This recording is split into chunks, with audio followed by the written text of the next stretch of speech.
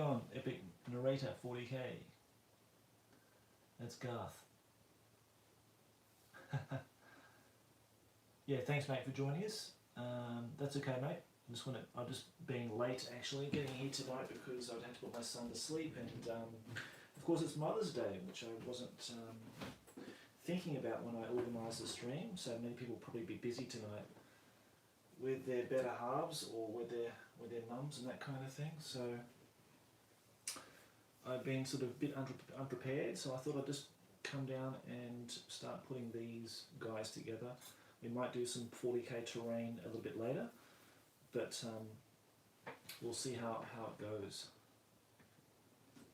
But for first, yeah, I just want to put these guys together. I've got some classic Storm Boys here, 10 of these, plus, or 9 of those, plus one of the drill boss. Then I'm just putting the arms on and that kind of thing. I'm getting this ready for the Cowabunga painting challenge that's undergoing at the moment. I finished my 1,000 point list, and now I want to add some extra guys to that as it's continuing on. And I thought, what the hell, I really enjoy doing the orcs so far. I might as well just keep going and paint as much as I can for the duration of the challenge. So guys, just bear with me as we get to do some bit of modelling first, and then if all things are going well, and we'll get some terrain underway as well. So everything's sort of set up for that.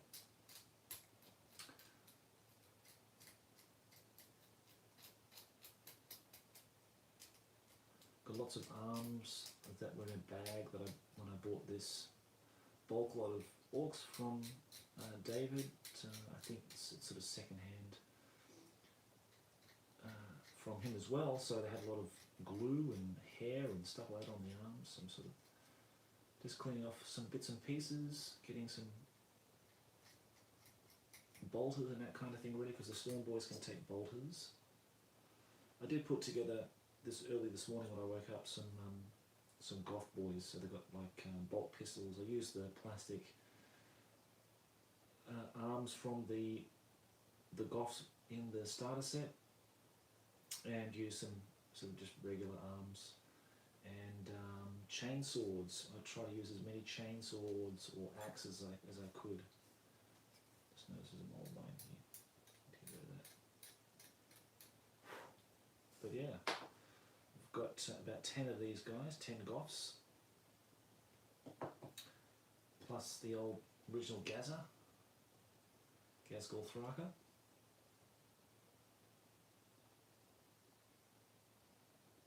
Sneb says, hybrid minis, lots of pinning ahead. Actually, there's no pinning, for me anyway. Maybe you're doing some pinning for your guys, mate, but no pinning for me, just super gluing straight on. I don't bother pinning the arms onto the models as such. If it's metal on metal, then yeah, most probably get plastic to metal. I don't tend to worry so much. Yeah, the glue will become brittle over time. It will snap off eventually.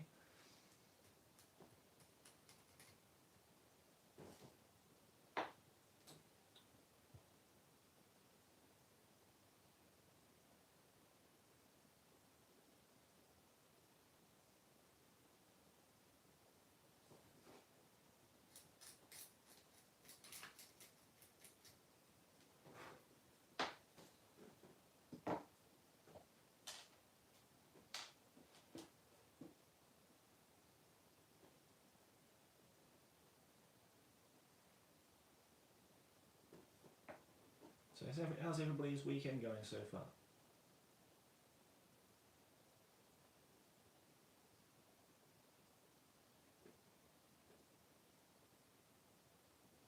I had a great day today, being Mother's Day. Took the wife and the boy out to the park and made lunch and had a picnic. It was 30 degrees here, so I had such a really wonderfully hot, warm day. Also like a summer's day, really. It was absolutely brilliant. So yeah, I went to the local park, just chilled out and played a bit of soccer with the boy, kick the ball around and that kind of thing.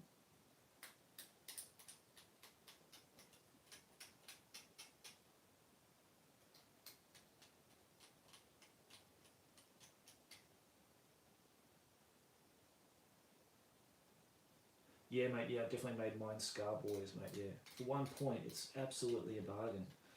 There's like an extra toughness and they up their weapon skill, is it? They get a couple of little upgrades for 1 point. It's really, really good.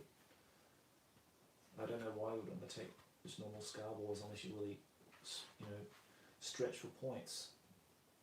Yeah, they get +1 weapon skill to 4. They get their strength to 4. That's what it was. Toughness is only 4. Yeah, strength to 4 and weapon skill 4. Yeah. Yeah, I don't know why you want to take a regular golf boy.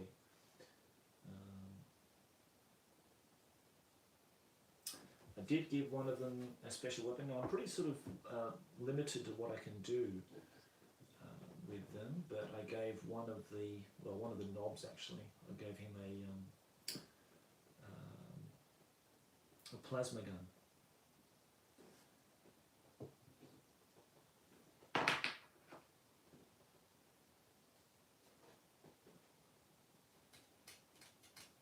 Yeah, mate. Yep. Get him that's right. I'm definitely giving him a sword or an axe or something like that. Chainsaw or something to give him the parry and an extra attack, I believe. I think bolt pistols and closed assault weapons give you an extra. They give you an extra attack, I believe. Could be wrong, but I think that's right.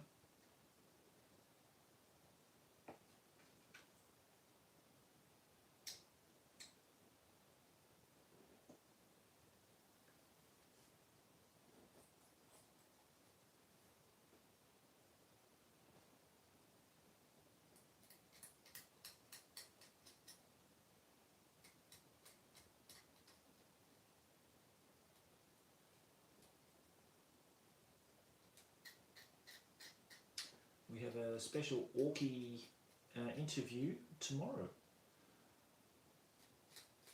on the podcast, and I'll have it up on the video on here as well, because I want to showcase this guy's work, because it's really, really amazing.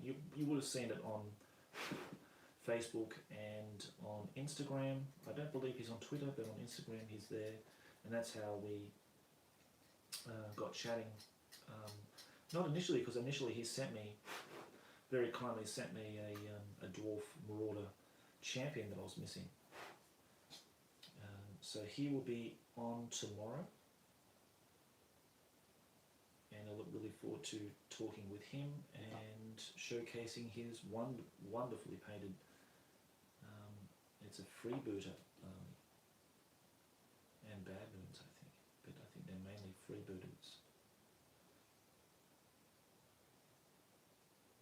In a very sort of modern style. We'll have to have his stuff, his miniatures showcased in the fanzine as well.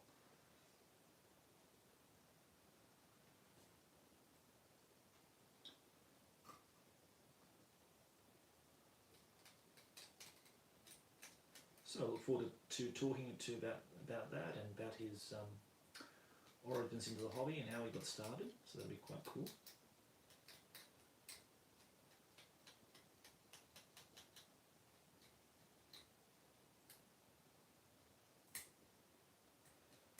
Yeah, whoever owned these before was quite liberal with the glue, because there's glue everywhere. But luckily I picked up these 10 from a guy in Australia, like super cheap. They didn't come with the backpacks, but the jump packs and that kind of thing. That was okay. I wasn't too worried about it. And I think I'm going for about $25 for the 10, which is just amazing. I just jumped on those as quickly as possible.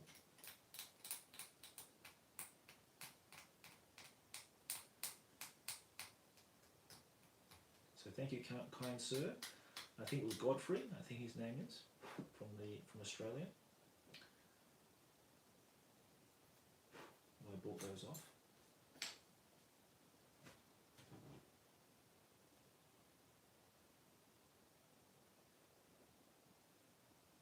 Hey Flomas, how you going, mate? Thanks for joining us again, and thank you for the kind words on the Black Bad Moon Army. Yeah, it's been a real big, in terms of like a hobby project. I think the Space Orcs are probably the ultimate army to collect and paint. I think, for me, my personal opinion, I think it's Kev's best work. The Rogue Trader Orcs he did were the best. And I'm talking about the ones that, like of this generation, the ones without the arms on. I don't mind the ones like the first generation orcs that he did. Of course, there's a lot of classic ones in there, but I think especially these ones that he had done sort of later, in late Rogue Trader age and early second edition, I guess, were just fantastic. They just had the most character. I think sculpting wise, he sort of came to a point where he was really, at his peak. And sadly he left the company shortly after. And I still got to email him, but I'll keep forgetting to email him. So I'm going to do that this week and just say hello to him and see how he's going. See how his garden's going. Next is Paradigms here, Sue. They were chosen for the basic set due to the fact that orcs love to chop things to pieces. Orky chopper is perfect for splitter heads. Yeah, that's true.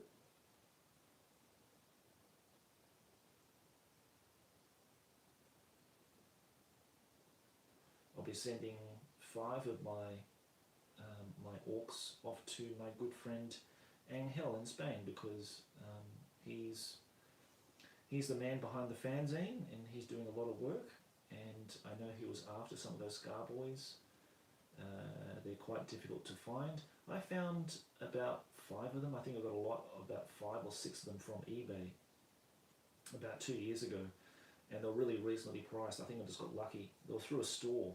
They went through like an independent seller, and he had converted them. He had chopped off parts of their helmets, which they didn't look too bad, and I thought, for the price, it was quite reasonable.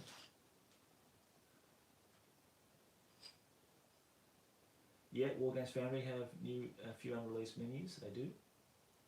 Do you know a firm who makes minis in second edition style? Well, as Sinead just said, Wargames Foundry do sell some of the fantasy models, I believe, from really early, like 3rd edition, 2nd edition, kind of, or 1st edition fantasy. They've got some wizards and that kind of thing. I saw in the web store.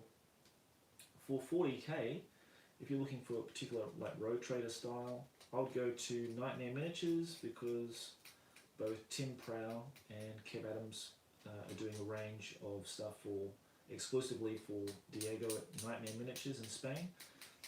Check out his website because if you go there, you'll see the Realms of Chaos section, and they're all sort of based on the Realms of Chaos books. Slates of Darkness and what was the other one called? Slates of Darkness and Lost in the Damned, wasn't it? And Kev has done like all the Gretchen that I've got that I've painted. That's all new stuff that Kev did for him for a Kickstarter, and he's got some other orcs and Megarama and other orcs in there. So yeah, I'll go there and check it out because there are some really nice models in that range that Kev has done recently. And they fit in perfectly with your existing orc collection.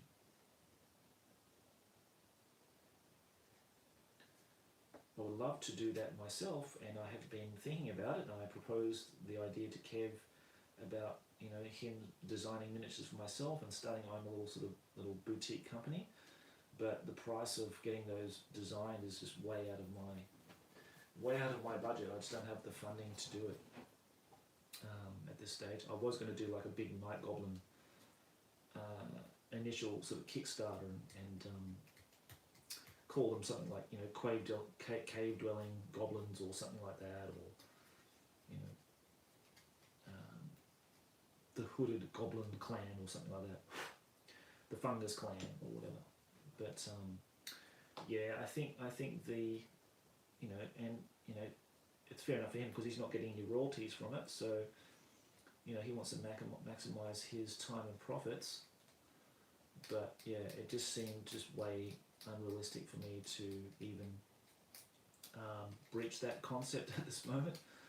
Financially, it's just impossible, and I just don't know. Like, I could spend $2,000 and get a set of like 10 models, but then if it's not really successful on Kickstarter, I'm stuck with 10 greens, and then I've got to get it, you know, which could be good for me because I've got, you know, 10 exclusive Night Goblin models from Kev, but you know, I've got to get them moulded up and cast and all that kind of stuff, and that'll cost a lot of money. So yeah, I just don't know how profitable it is, and I'm just in the wrong country too. If it's in the UK and Nottingham or something like that, I'll have the right contacts to do it, and it'd probably be a lot easier. I've tried to look around for a caster in Japan, but unfortunately the word on the street is that they're not very good. So, but maybe one day that will be realised. That'll be my next sort of goal on the bucket list, to have my own sort of little miniature company designing stuff from this era, and you know, finding, you know, doing stuff that's really, really hard to find. I would love to have Kev sculpt up and design all the snake bites on ball boys and that kind of thing, and do some metal ball boys and boars and that kind of thing as well. That'd be awesome.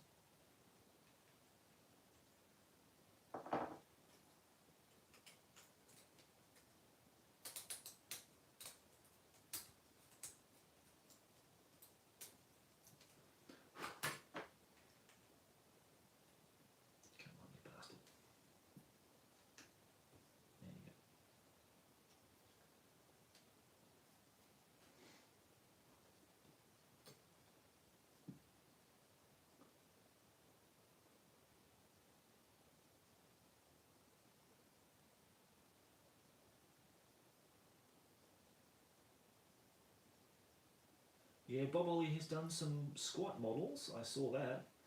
He did it for another company. I can't remember the name of it right now, but I know he did some squat minis for them. He still does commission work, I believe.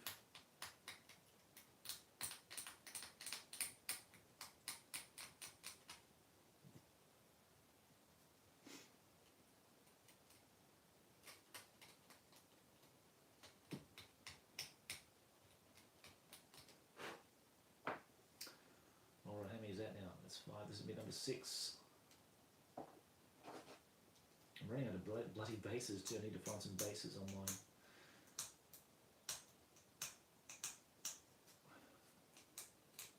I'm down to the scraps now.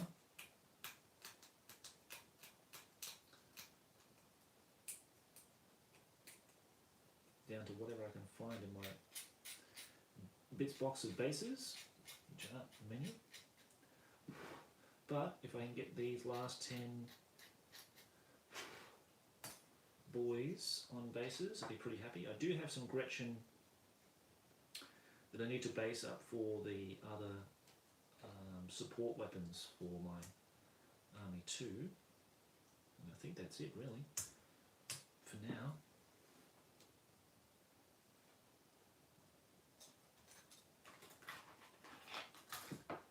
Oh, Gaza. No, not Gaza.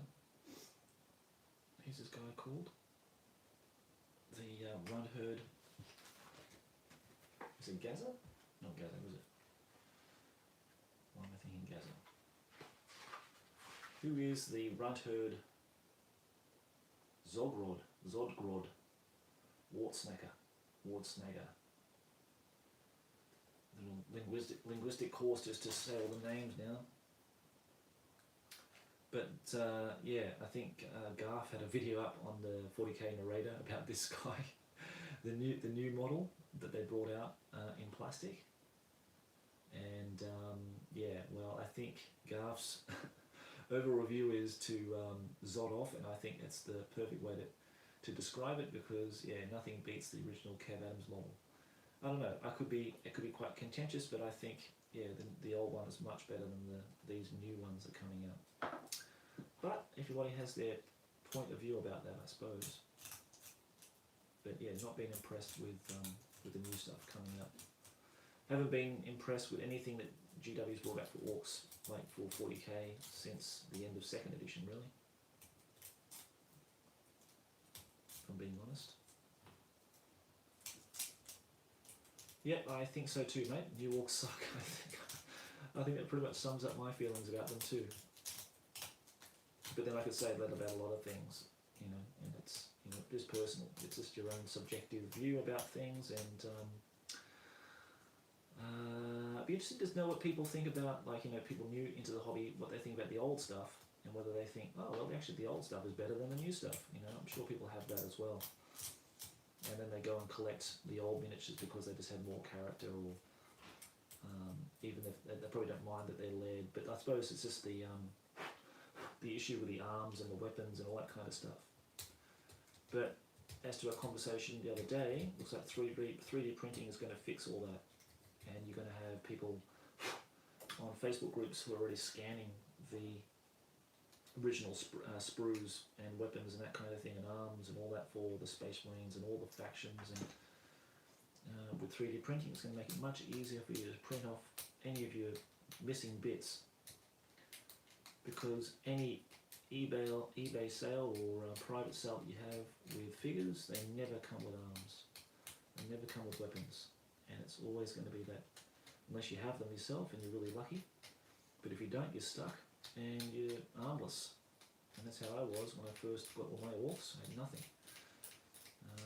Only to there's some really kind people and generous people out there in the community that helped me out with some bits and pieces. And then when I got the stuff off my good mate in the US,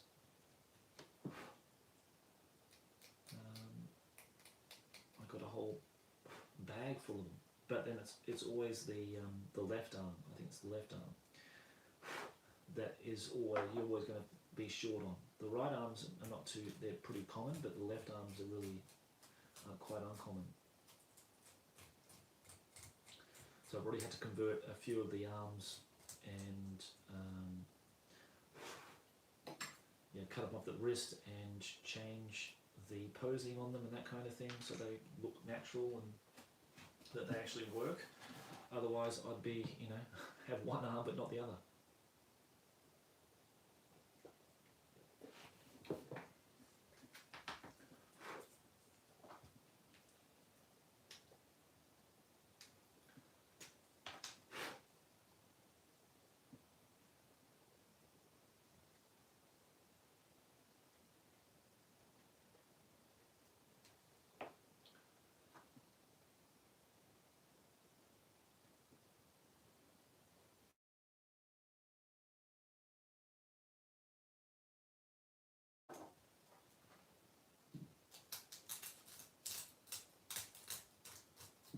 I think these are my bases that I used for my Chaos Army.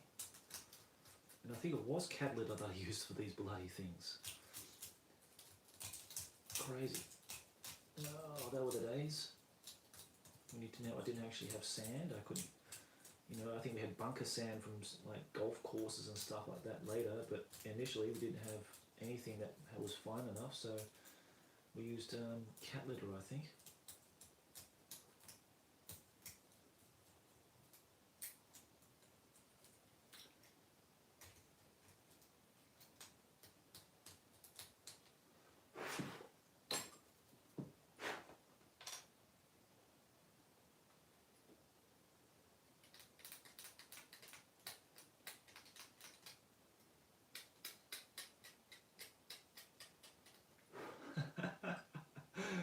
Well, I'm sure a cat will find a proper use for that, mate, but if you don't have a cat, then yeah, it's going to be quite limited.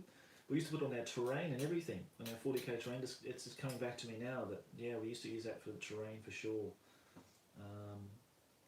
For the loose scatter around buildings that were ruins and that kind of stuff. I actually bought a bag of like small rocks from the hobby store, because you know, you think small rocks are pretty easy to find. I just can't find anywhere where I just feel weird about going some places with like a little box and picking up rocks off the ground. I don't know what that is. I don't want to go to like a quarry and just start rummaging around in their rock piles or whatever and start sorting through, you know, trying to find the right refined sort of little rocks and that kind of thing for terrain. It just looks weird. So I don't know if anybody else feels that way, but I just haven't found any places where I can find natural supplies of it. So I had to buy it from a store, and it comes in a little sealable bag, and I'm using that for the terrain now, which works well. And I don't need that much of it.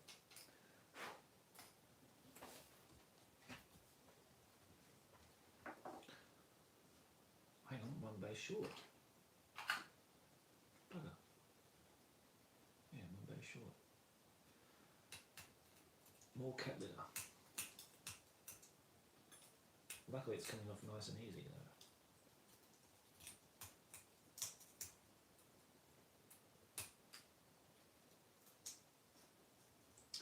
So, what 40k stuff are you guys working on?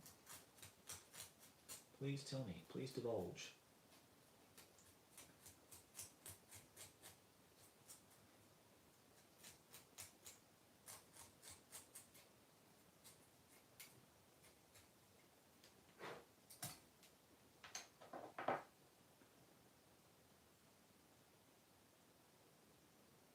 Elder minis can be really cheap on eBay. Really? Is that right? I'll be tempted to go and do an Elder army, like if it's, like even if it's a small one, like 1,000-point Elder army, with all the aspect warriors, like 5 of all the aspect warriors and a unit of guardsmen, and you know, a couple of jet bikes or whatever. I don't know. Do jet bikes need to be in a squadron of 5? I can't remember.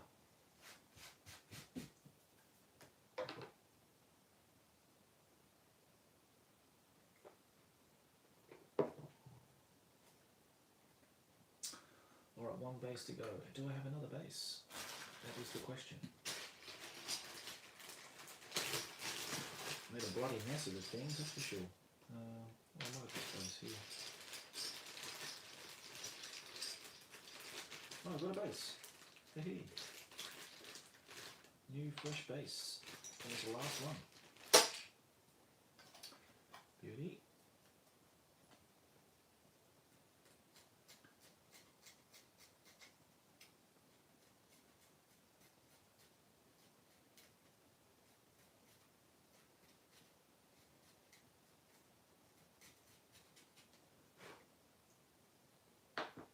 Yeah, squats. I would love a squat army, man, but geez, they're so expensive. The exo armor ones, especially the ones in the trikes and that kind of thing. Yeah, not easy to find, I would imagine, unless you're just really lucky. And the person selling it to you just doesn't know the value of them, or they're quite happy to do a trade or something for something they really want. But I imagine eBay prices for squats would be just through the roof. I've got one squat, thanks to Dan, the man in Australia. We did a trade for, I had like a Bugman, Joseph Bugman that I had a double of. I didn't want the other one, so I sent him that, and he gave me a squat musician. I don't know if they can have musicians in Rogue Trader. I'm not sure. I know they can have standard bearers, but I don't think they can have musicians anymore. That's not Rogue Trader, but 2nd edition, so I think that's a Rogue Trader thing, isn't it? Oh, you bastard. There you go. Oh.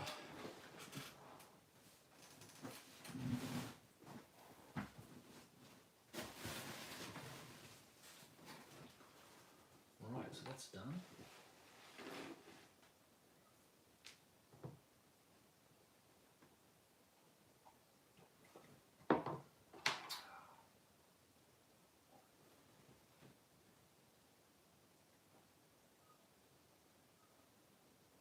if you're looking for Chaos Terminators, my mate Brad in Australia has 5 for $50. So there's $10, 10 Australian dollars each.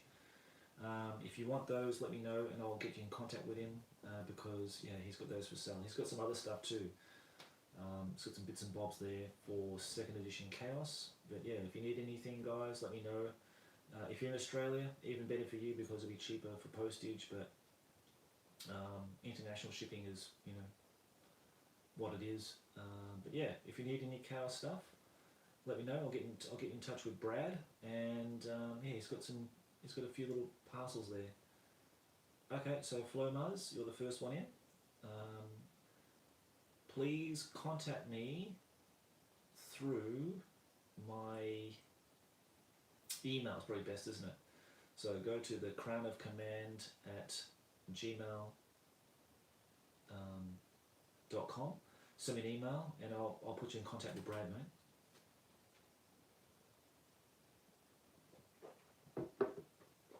I was so tempted to get it and I thought, no, I want to really concentrate on orcs and just get this project. I'm more happy with orcs. I think if I'm going to do Chaos, I'm going to do is it the Lost Legion one or the Demon one, where they have Minotaurs and Trolls and that kind of thing, the Chaos Warriors, and more of a fantasy-based 40k list. I think I'm much more happy with that. And that's the list I remember playing in the 90s, and I just enjoyed that theme. I need a Demon Prince, so I think what I might do with that is just get a regular Greater Demon and just have that as a Demon Prince. I don't want to have to get two, and I think if I'm taking the list, I'm not going to have a Demon Prince and a Greater Demon.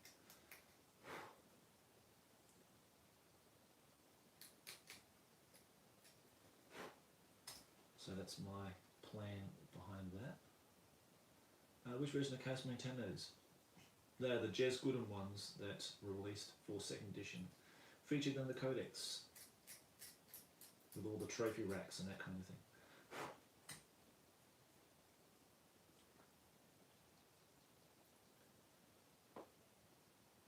And I really like the 1st edition ones too, the Road Trader ones. I really like those as Terminators too, with the big skull shaped shoulder pads. The 2nd edition ones had that as well.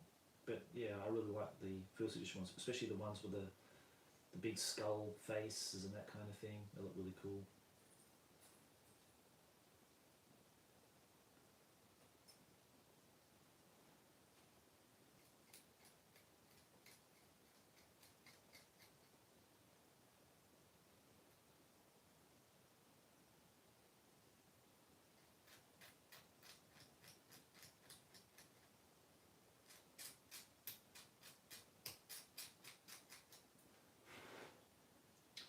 Remember, guys, we do have a Discord channel, so if you are part of Discord, or if that's something that you like to use to interact with other people in the community, just go up to my top banner.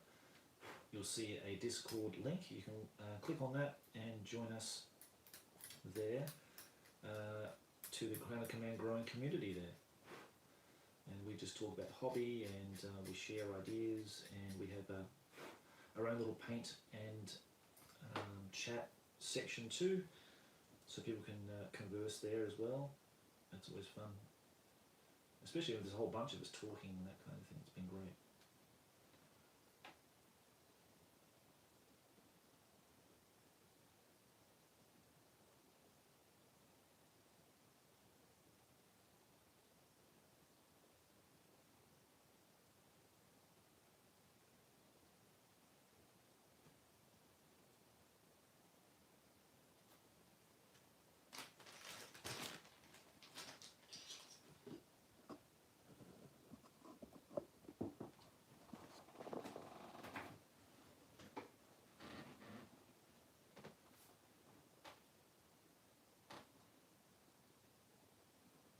I don't know why the camera's not focusing.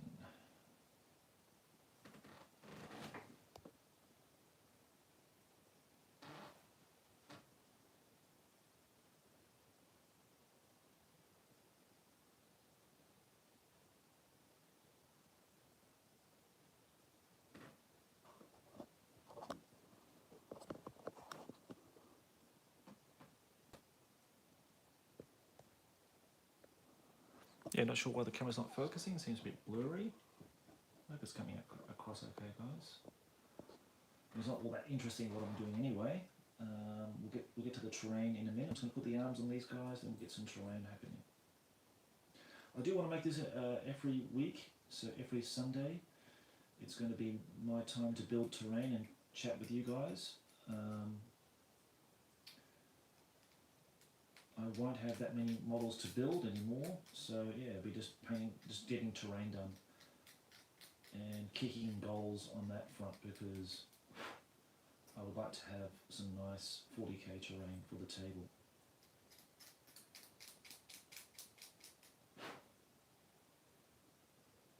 And as the theme is orcs, then I think it's going to be orcs, orc terrain first.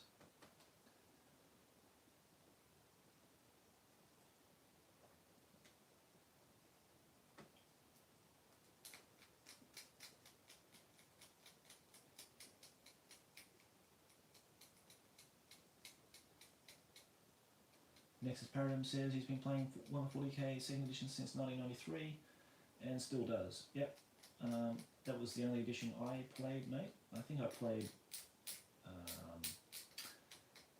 I don't know what edition it was. It was the one with Armageddon in it, and they had the plastic Terminators in it, but I'm not sure which edition that was. I played it for a little while with the guys because everyone in my group was playing 40k, and I did a Deathwing Terminator army and played that for a while, but it's nowhere near as fun as the 2nd edition was, nowhere near it.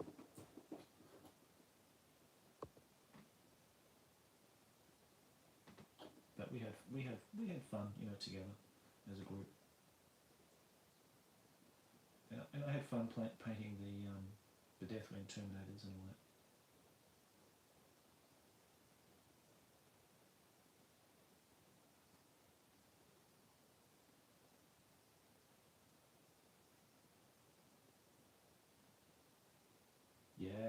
Yeah. Mark Gibbons, he defined the 90s, mate. His artwork defined the 90s.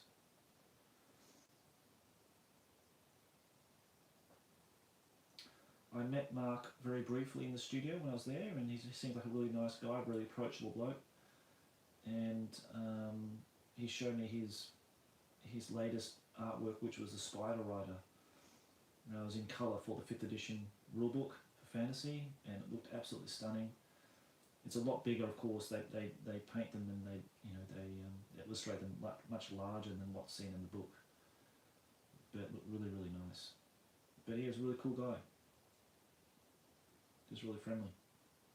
All in black. You know, head to toe in black, and his girlfriend was there, and I think she was all, you know, in black as well, really into their heavy metal and stuff. But yeah, it was good.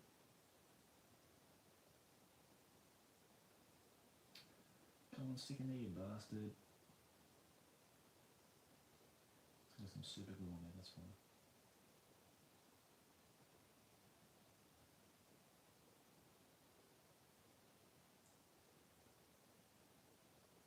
Yeah, I contacted Mark about buying his art. And he does have a lot of the original artworks he did for Games Workshop back in those days. I was looking at some of the dwarf art that he did for the dwarf book, and they're $1,000 US each, which I thought was pretty reasonable. You know, I would have charged a lot more than that.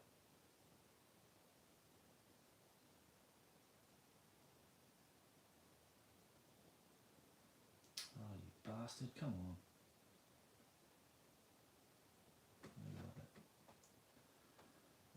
So yeah, I would love to buy a lot of his art, but I don't have the dosh.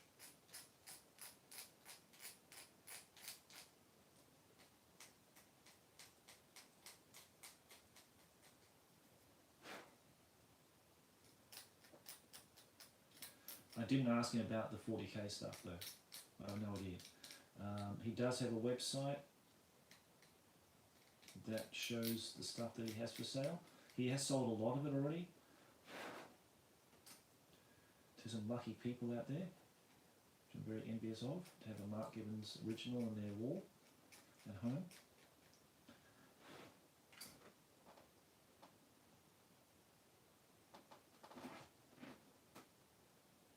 Hello, Colonel Billington. Thank you very much for your kind comments.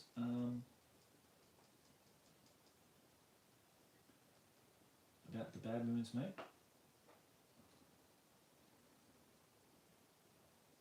Okay, a guide for the method. Well, you know what? They're painted really simple. They're painted really simply, mate. They're just white primed. So everything in the army is primed in white, and I just used yellow ink and some yellow, like bad moon yellow, which is the Vallejo equivalent, and a touch of it's just like the Vallejo Air range in orange, and I use just a touch of that because it's like an orange ink basically. And I mix that into like a mix, usually, but a lot of ink, and I just very thin coats, put that over the white sections where the yellow is on the model, and once that's dried, and give it a couple of coats so you don't have any streaks and that kind of thing on it. And once that's dried, I just put a very thin layer of that orange and yellow ink mixed together about 50-50, and I put that into the recesses of the model.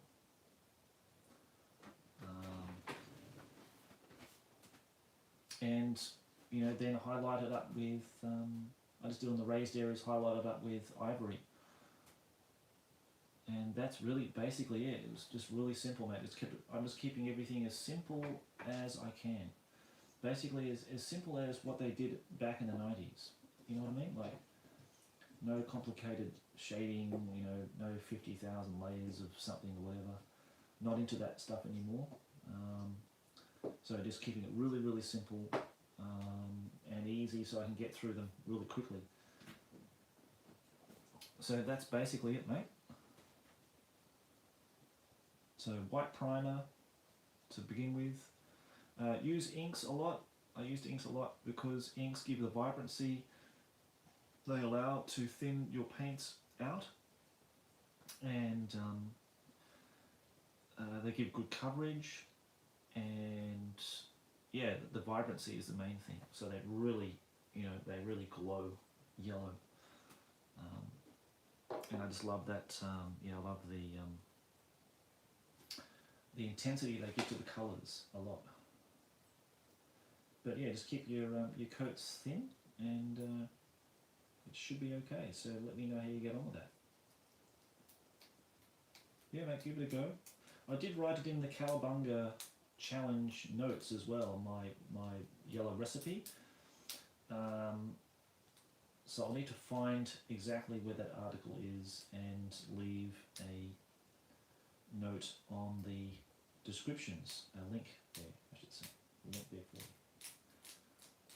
Now, is the stream really bad quality? Because it looks like from what I can see on my screen, it looks like the focus is way out of focus. It looks really terrible.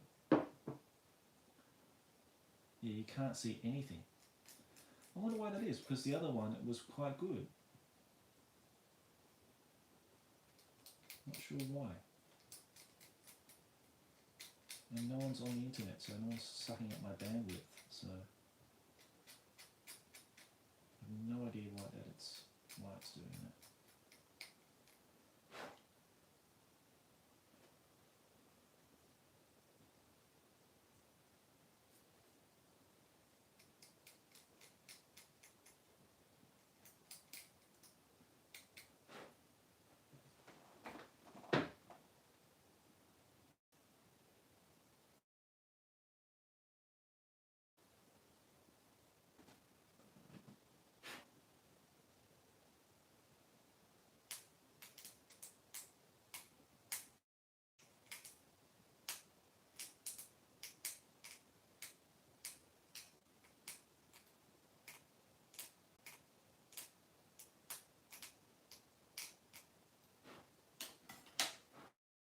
Okay, well the quality's good there. That's great. It looks really. So if your screen's okay, that's the main thing.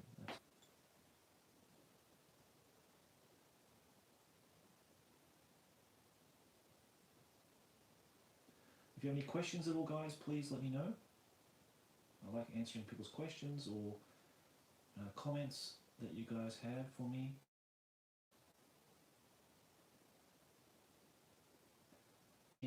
Really based on the hobby. Really based on the hobby or whatever. Not necessarily painting, but gameplay or rules or whatever. Please teach me. That'd be good. Yeah, there's a lot of things I don't know about stuff. I'm very into orcs anyway. Do I need more Gretchen? Is 10 Gretchen not enough? Jervis Johnson, in the tactics article in the back of the codex, sort of implies that you need lots and lots and lots of Gretchen to soak up all the hits, protecting all your other units and that kind of thing. So maybe I do need another 10 Gretchen. With this character, I can up them to I can upgrade them to super grunts or super runts, which are cool because I've got 2 attacks, which is really nice. You seem to have a lot of metal fasteners for metal joints. How often do you use them? Okay, we're back. There's this disconnection. It might have been the Wi-Fi link that I had there. Sorry guys. So we're back on track again.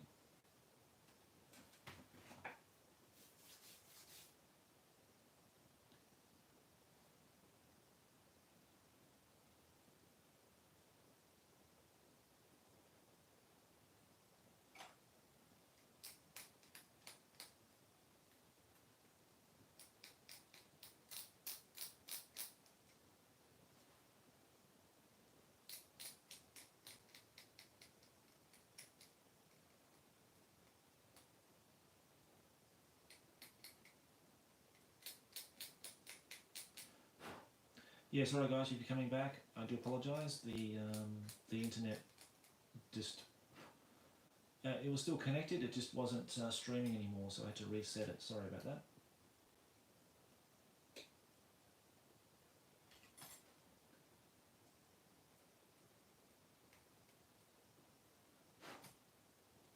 Alrighty, so we're making good headway on the Storm Boys.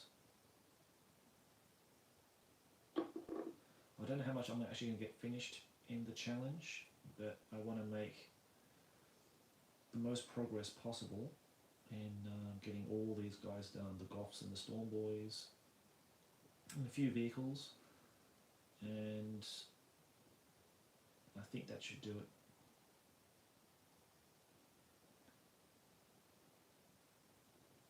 Do you reckon airbrush? I never used it and I don't know how practical or not it is. That's a good question. I do have an airbrush and I've been using it for a very long time.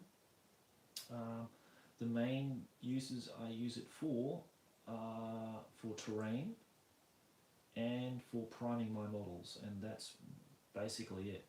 I don't use it to paint the models, I just use it as a primer and maybe as a base. It really depends. Like if I was doing like Blood Angels, maybe I'll just base everything in ultramarine blue, or if I was doing Blood Angels, just base them all in red.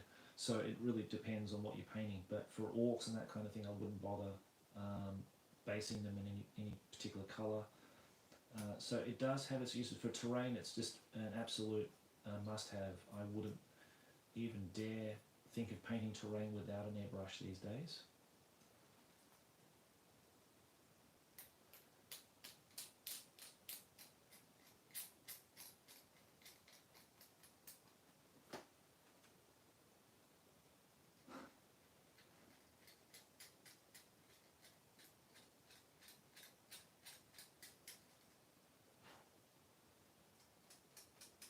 But yeah, airbrush, it's not essential.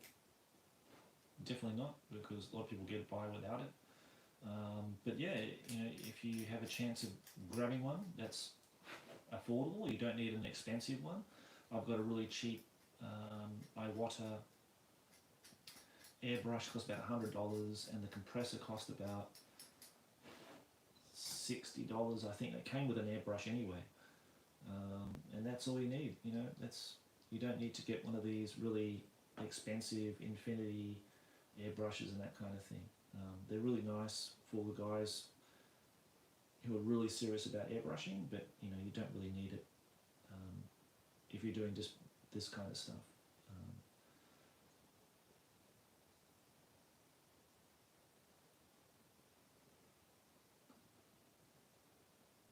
Yeah, for tanks and that kind of thing, I could see that definitely being very useful, because you've got large panels of colour that you need to paint in, and doing it by hand just makes it an absolute nightmare. So for that, absolutely, I mean, yeah, that makes a big difference. For 28mm models, it doesn't really make that much of an impact, but unless you're doing something like I said, like marines, and you want to paint them all in one colour in a big batch, that will definitely speed things up.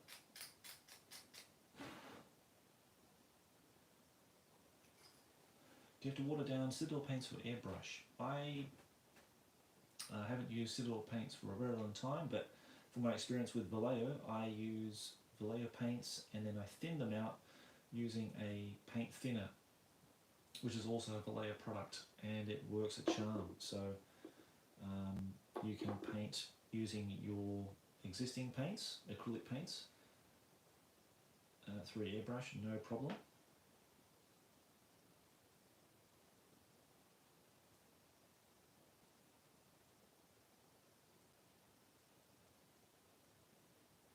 Otherwise, I would recommend using the Vallejo Air range. They're excellent paints. And they come in a massive range now. I was going, ah, boy. So they're young guys, these guys. I learnt the other day from the 2nd edition Facebook community page. These guys are just cutting their teeth in the main core and of the clan, so yeah, they don't have much experience, the Storm Boys. Hence the drill captain guy.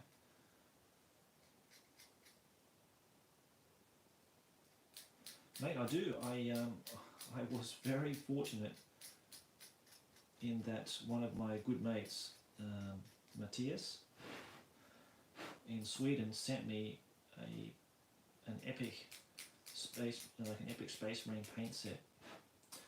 Let me grab some of the paints. I did a quick video on my Facebook page a few months back about it, when I actually peeled. I took the covers off the lids, because they're all sealed, they're all brand new, and he had it in a box sitting in storage. And he must have bought it in the 90s and just never used it. And he said, "Josh, would you like this? And you know, is this any good to you?" I said, "Yeah, absolutely." So he very, very kindly sent it to me.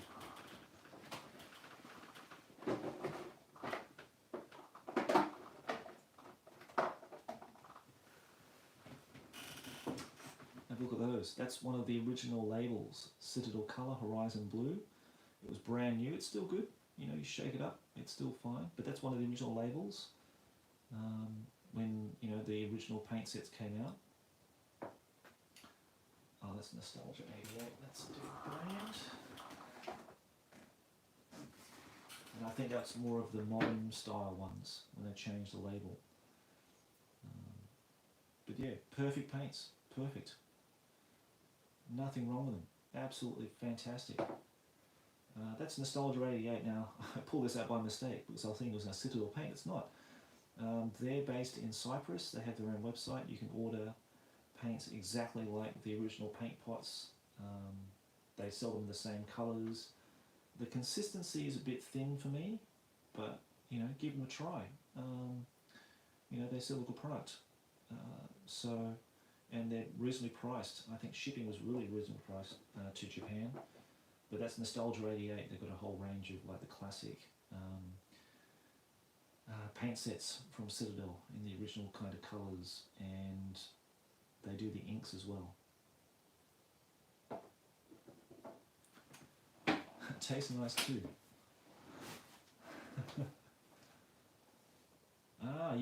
Coat Arms is a very good one as well. Yeah. Yes, yeah, they are the original well, they produce the original Citadel paints, coat arms. So you're basically buying the original formulas of the Citadel paints from them. And I think they're through Black Hat Miniatures, I think, in the UK. Still those ones.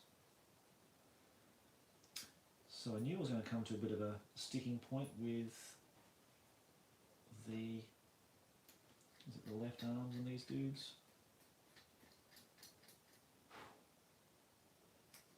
Got tons of right arms, not enough left arms. That's going to be the problem.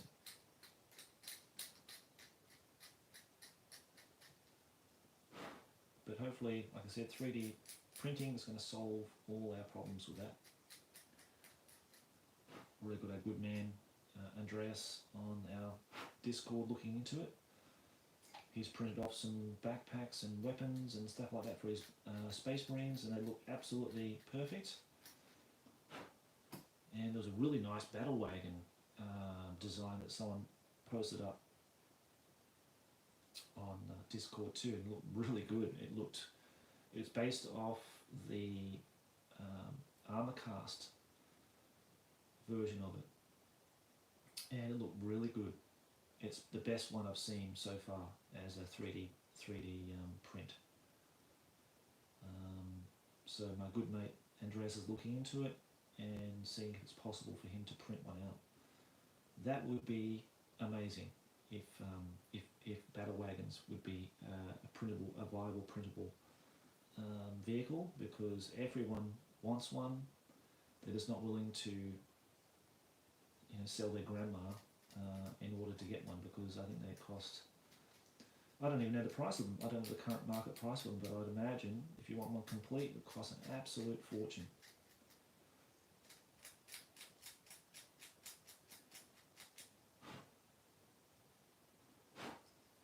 So if that's comes good, I'll let you guys know, and I'll put the link for it here.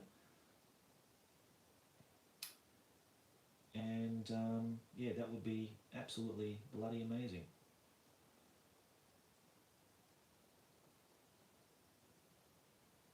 And I guess for the other vehicles too, I guess they're going to have designs for the war buggies and the Scorchers and all that kind of thing. Fortunately, I have those now, so I don't need any more. But having like the auto cannons on the bikes and that kind of stuff will be nice, because I'm missing a couple of those. I think I paid about £35 for the ones I have. Well, that's pretty good. 35 quid is excellent. That's not bad at all.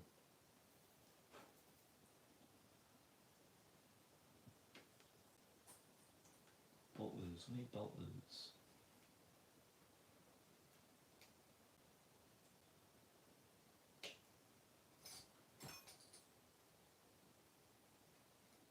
Yeah, you got to be patient, mate. Like all these kind of things and buying old miniatures, you just got to be patient, find the right deal, and like you say, just pounce when ready with your wallet.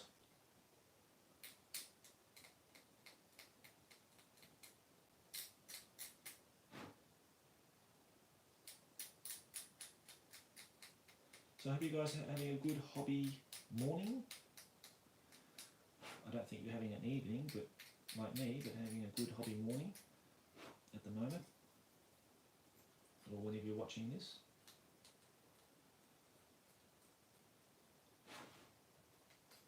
Sorry we're not doing the terrain. It's a bit misleading, wasn't it? I just thought I really want to get these guys done so I can airbrush them tomorrow, and that way it's all done and finished, and then I can just move on to painting them, because I'm really looking forward to painting. I haven't done a lot of painting this week. I've got Jesse's Chaos Army ready and got that shipped. It was a big hurry up kind of job on Friday. And Saturday I worked, of course, so I didn't have any time to paint then. So yeah, I'm looking forward to getting back into painting again. Very, very much so. Now,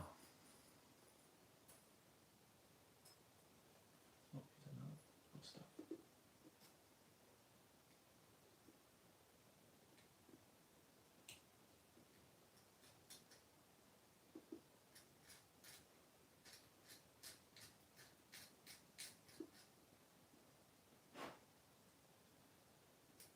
we'll see how we go. We might get into some terrain soon, guys. I've nearly done this. A few more arms to go. And then we can look at some terrain. And I do need to think about it too, because I don't want to rush into making something and realising later it's going to be a complete disaster. So a bit of planning needs to be done with that.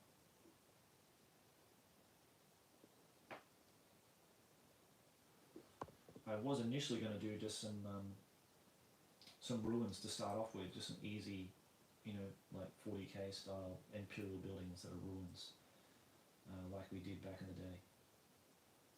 I would love to do, and I'm going to do, and I might even do it tomorrow, go down the hardware store and get those round polystyrene balls to make the cactus looking shaped terrain, the iconic ones that you find in their battle reports.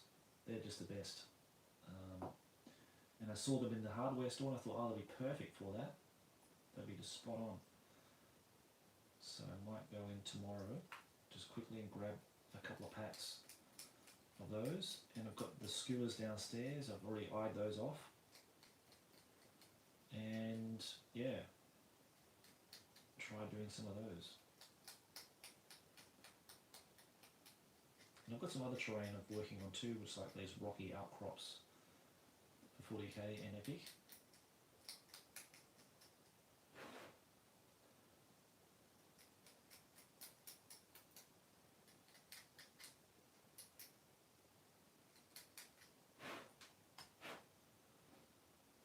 Alright, we're down to a few more arms now.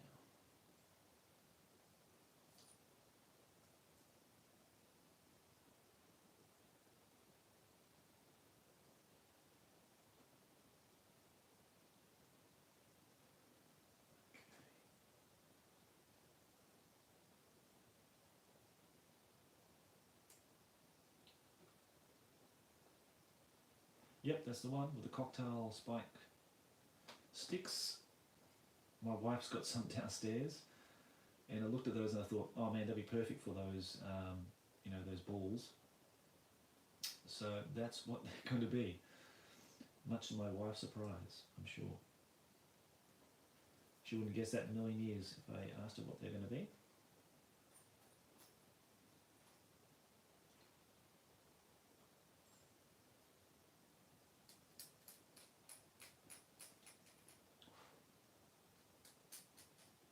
Yeah, if you're on Twitter, go and check out my good mate, I think it's Warburton, I think his Twitter handle is.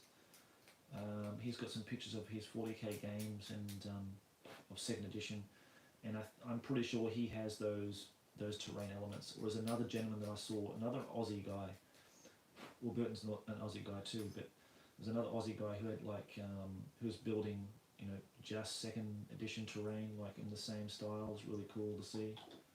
I love watching all that sort of stuff on online of people doing that.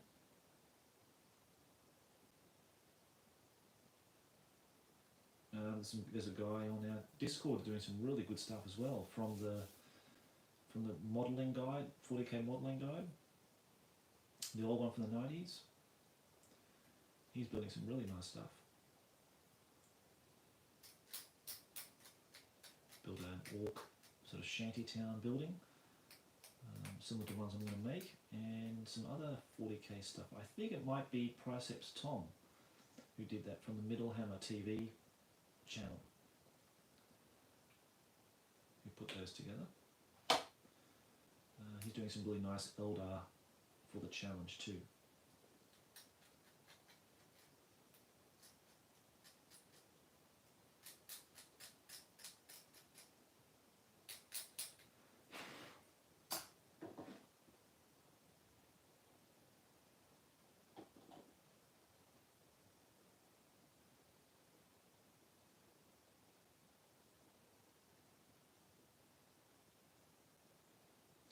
I'm not looking where they're shooting, so I don't know if that's just a bad omen when I get to actually play them.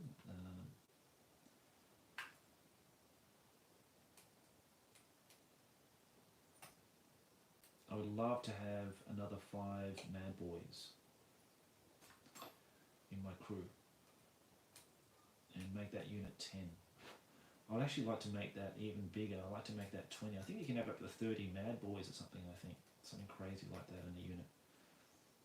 That would be pretty awesome to see.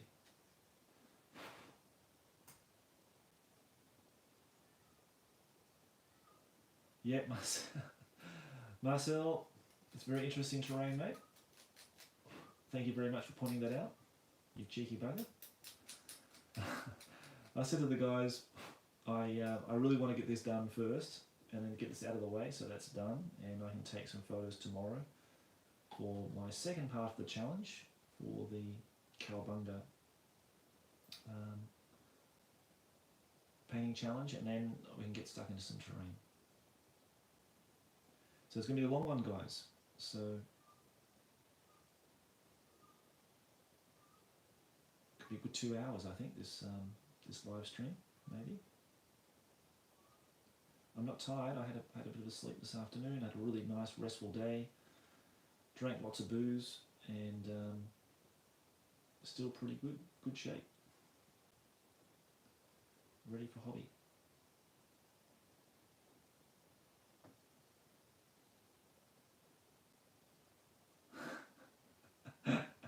Yeah, the glue is bloody making me higher, right, mate? I'll tell you what. That, to me, a bloody that plastic glue.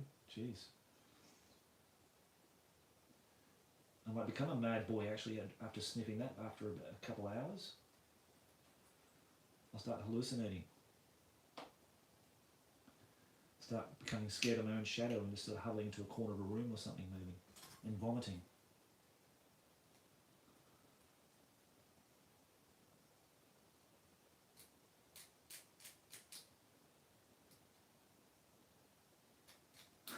Yeah, booze and paint fumes. That's it, mate. That would make a great slogan on a T-shirt or something like that. Booze and paint fumes is all you need. That'd be a good one, actually. I like that so much. I'm going to write that down.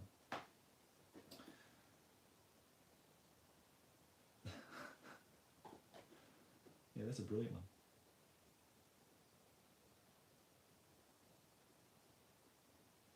Now, is this bloody thing going to fit on there?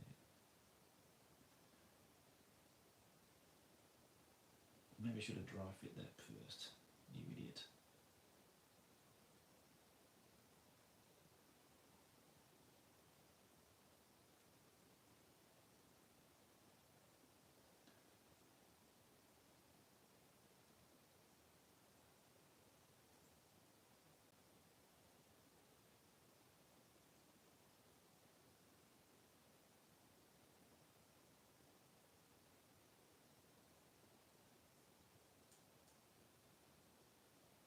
We should put that on there first and put the arm on there.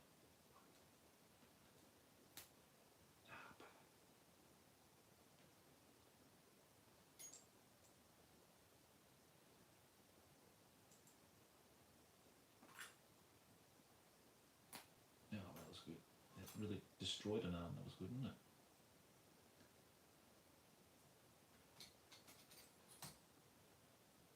Good going there. I'm just talking about the shortage of left arms. I just destroyed one.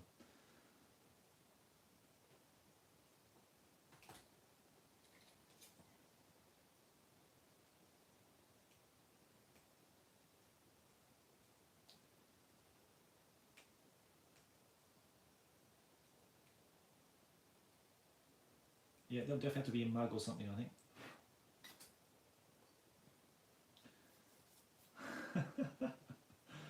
Yeah, the whole Humbrol paint. Yeah, I remember that too, mate. How to really destroy miniatures with paint. That's Humbrol. How to destroy brushes and anything that stuff touched.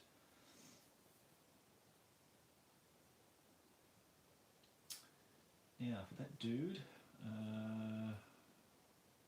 oh, okay, that's good. We do have a good option there. Okay, just silence there. Little arm sticking out here.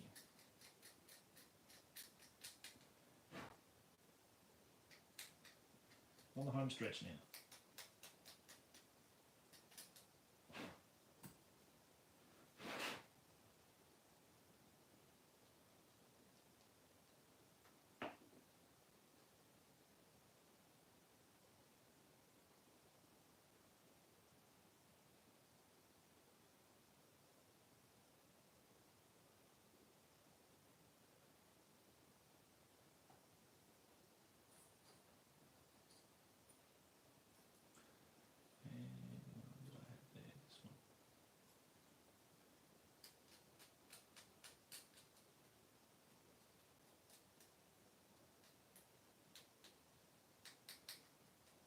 Is anybody else building terrain out there at the moment?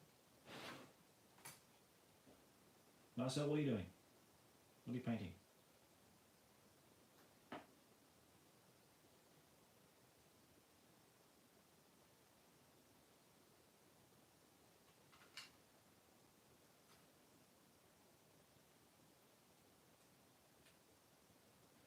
This glue is the best super glue I've ever used. It's a Japanese super glue. In fact, a lot of the if not all of the super glues in Japan are just brilliant. Absolutely fantastic. I mean, when they glue stuff, they really glue stuff. This actually got a mention on the cover of the packet, saying it made it into the Guinness Book of Records. And I believe it, mate. This shit is so good.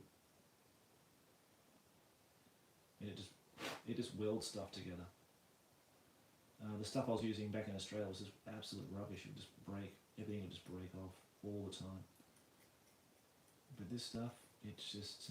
some guy contacted me because I sold him some Infinity miniatures, and he said, hey, did you use epoxy glue on your miniatures? Because I'm having a lot of trouble trying to get them, pull them apart. And I said, no, I was just using some super glue. And he just couldn't believe it was just regular super glue that he just got from the hardware store. Okay, oh, you're painting 29 Gene Stealers. Wow, close to finishing them. My God. Marcel, you have been busy in your holidays, mate. That's good to hear. I look forward to seeing those. I want to see the evidence.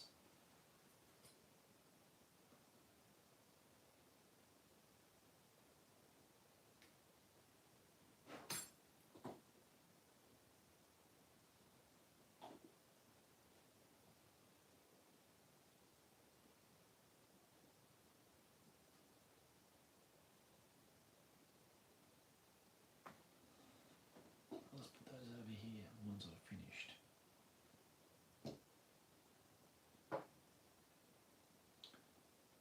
Okay, another bolter. Another bolter, boys. Alright, Sarge. Lock and load.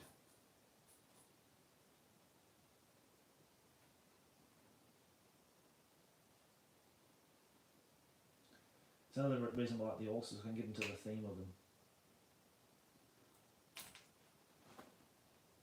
It's all talking Cockney accents and that kind of thing, which I love.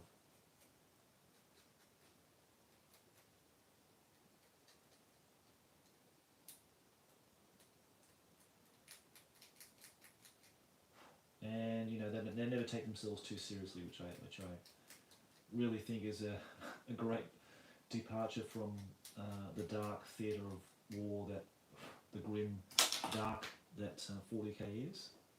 So Orcs is just that comic relief that it really needs, and I love games that have that. So Marcel's painting his space, his Gene Stealers from the Space Hulk set. Oh yeah, cool. Done that, been there, done that, mate. They're good models. Did you take off the tabs on their bases? Are you going to base them onto 20mm bases, or are you going to keep them on their rectangular, or you know, those flat square bases they're on?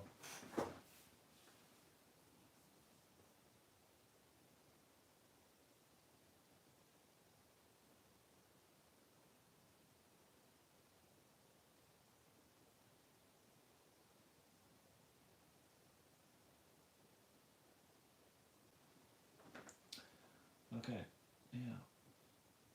Another bolter here. The last one.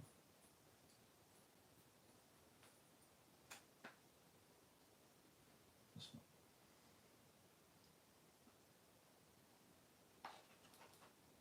They come around bases, just glue them on. Oh great, okay, that's good. Nice one. Well, it's good to see you here, Marcel, because I know you weren't too keen on the live streams, but I'm glad you made it, mate. David sent me a message saying that he really enjoyed the live streams, and I think he missed them, so David, if you're here now or watching later, hope you enjoy the conversations had here, mate.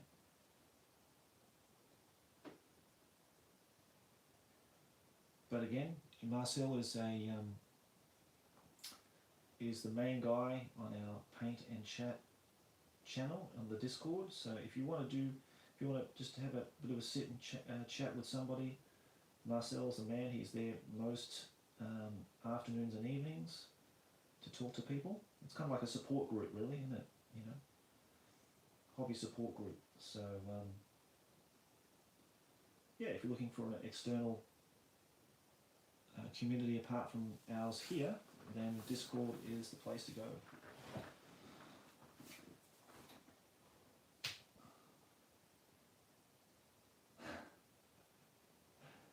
Okay, yeah, Marcel's got like 60 odd Genestealer hybrids on the way, which is just insane.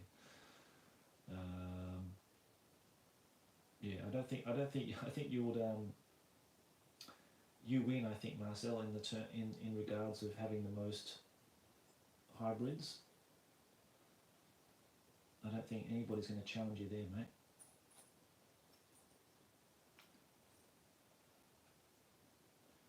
And once you get some arms and all that kind of stuff sorted out for them, then you'll be laughing.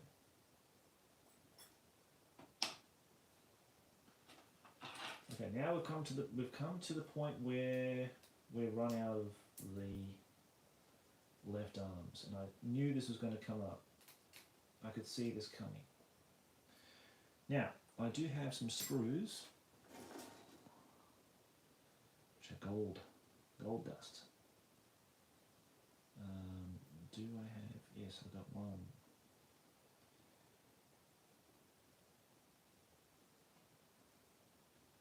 Absolute gold dust now.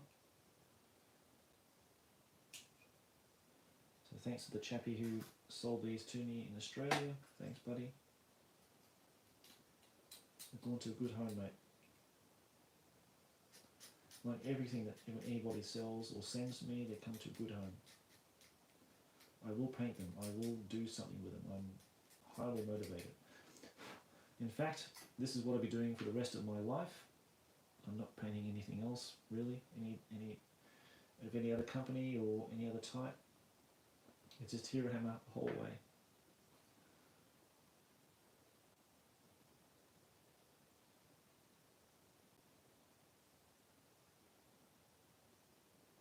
Okay, that guy's done. Now, do I need more arms? Yes, I do.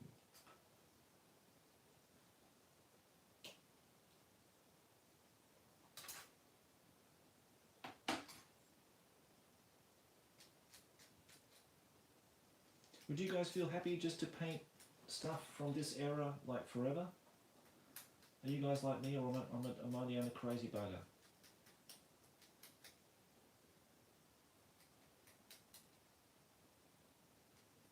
Yeah, it hasn't been always like that, but you know, since maybe 3 years ago, since I got back into it, I just can't go back now. I just can't go back painting other stuff, other companies' miniatures now. It just doesn't have the same appeal to me. I can look at Infinity miniatures. I think they're just amazing. Like the new military orders set they got out looks absolutely beautiful. The tag they got in there and everything like that. But yeah, no, it just doesn't have the same desire for me now as a painting hobby project anymore.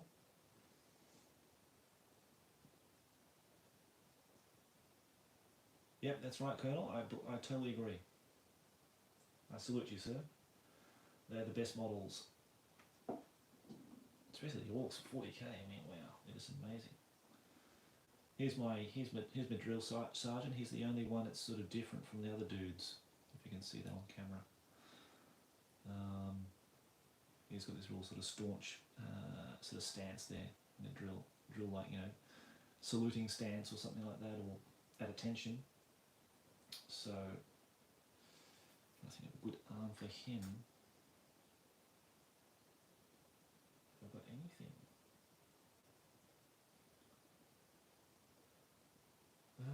It's getting pretty thin.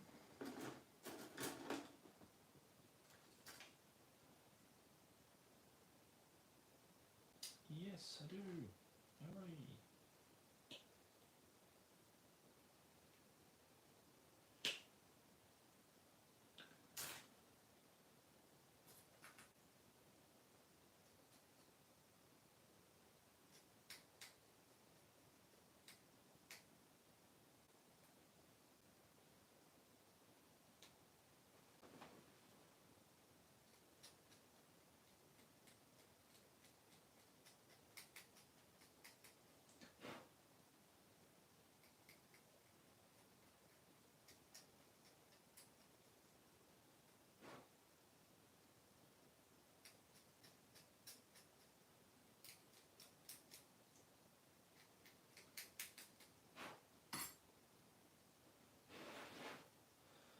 Okay, that'll be for the drill sergeant, this one. Yeah, mate, I don't have any more. I only had one. I had one bloody power claw. That's it. That's a real sad truth, I'm afraid. So I gave that one to a Goff knob. He's got the plasma pistol and the power claw. That's okay. Storm boys, they don't need power claws, mate. We'll be alright. We'll be sorted. Can you actually give him any other kind of weaponry? Let me just check that. Can he have a chainsaw or something? I only had one power saw too, which is real butter. But you can give him assault weapons. Yep.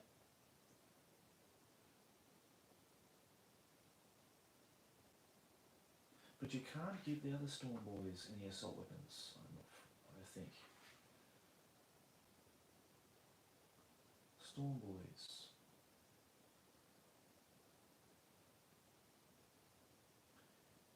Oh, you can. Okay. Well, in that case, I'm going to put a few chainsaws on these dudes too. That'd be good. That's a good option. Okay.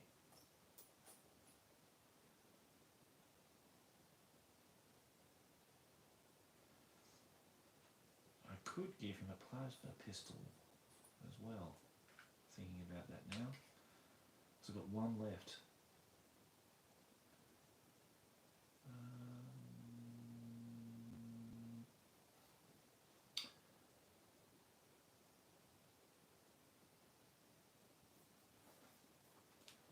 You can take it. You can take a power claw. You can take one. You can take it because he can take additional equipment from the armor, assault weapons, special weapons, stick bombs section. So yeah, he's fully entitled to all those goodies. I do have a power axe.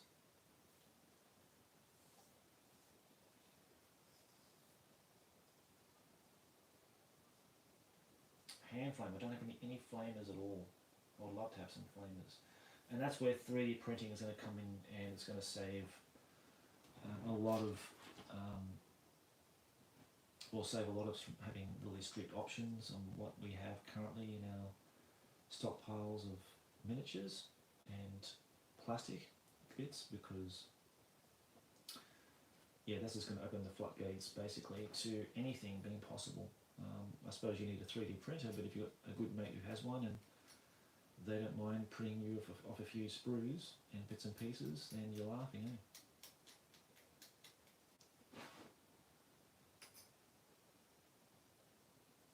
Hey Peter, he's here.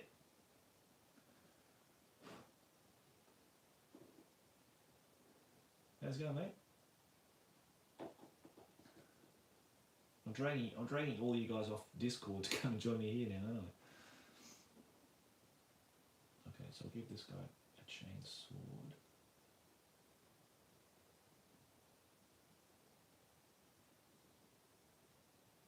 As they can take those.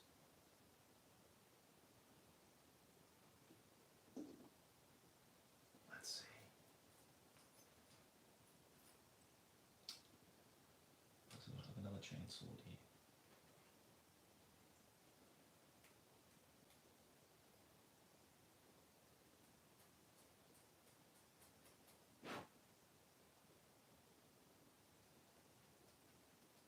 I do have a power axe, so I'm tempted to take off that arm, give him the plasma pistol, and give him a power axe for that dude, for the drill sergeant. Just as something different.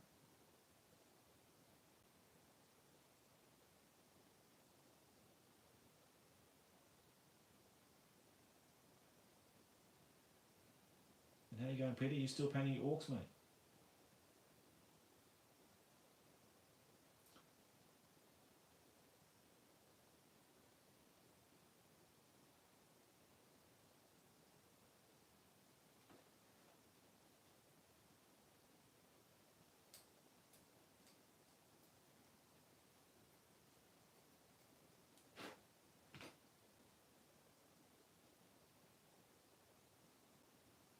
Well, I've given him a chain sword and a bolter. He can't use the bolter in hand-to-hand combat. That's the only problem with them. But he can parry. He only has one attack, but he can parry with that loadout.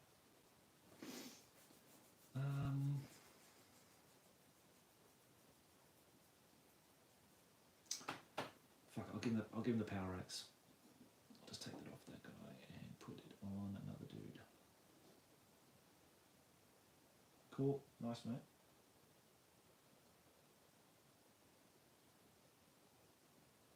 Yep, he's got the power. He's got the chain sword. Now the power axe. I do have one beautiful sprue, which I have been pilfering bits off today, and I'll give him the power axe.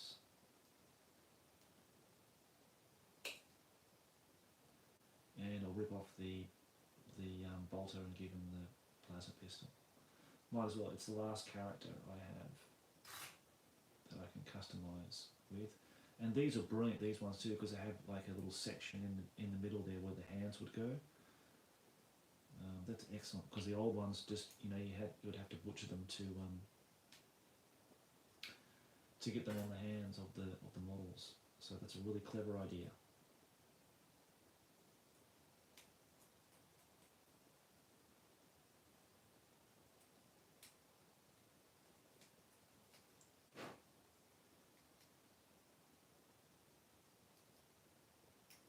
Alright. Now put that on the drill sergeant. Now he's built his storm. His bolt has to come off. Just peel it off. Come off nicely.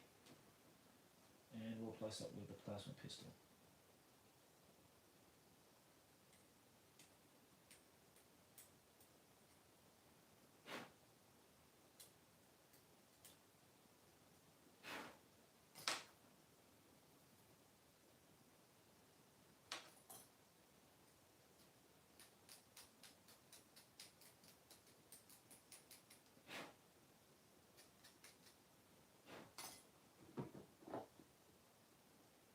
Oh.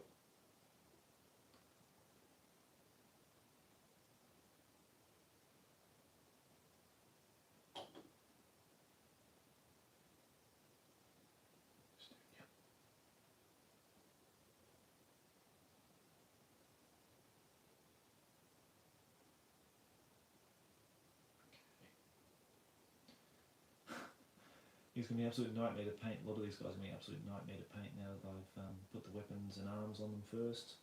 Do you guys put your arms and all that kind of thing on your models first? I tend to do that. Whether that's just laziness, I'm not sure, but I've always done it that way. And of course it's a bitch trying to paint everything around it.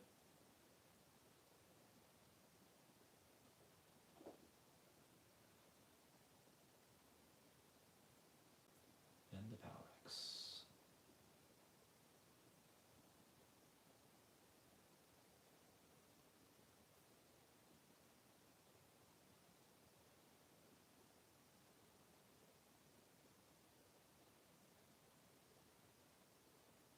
Yeah, actually going to brush just in there underneath to get the shirt and that kind of thing. With the Storm Boys, I'm thinking of doing a camo pattern. They really look like they should have a camo pattern on them. Something like a grey and black and white kind of camo.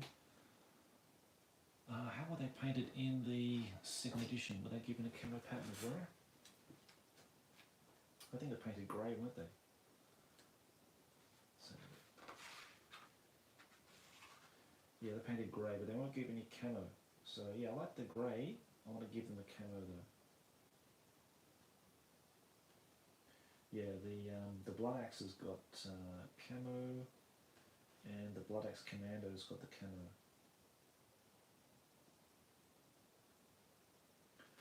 Now, I've never used Blood Axe Commandos. I don't have any of the models. Are they worth getting for second edition? They have infiltration and dispersion rules, don't they?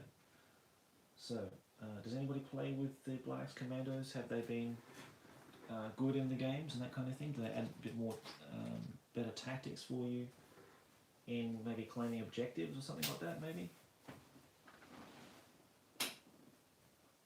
Yeah, I know, mate, yeah, I know. You sort of hide stuff. I know. You can hide stuff easily by covering it up so people can't see it. That is true.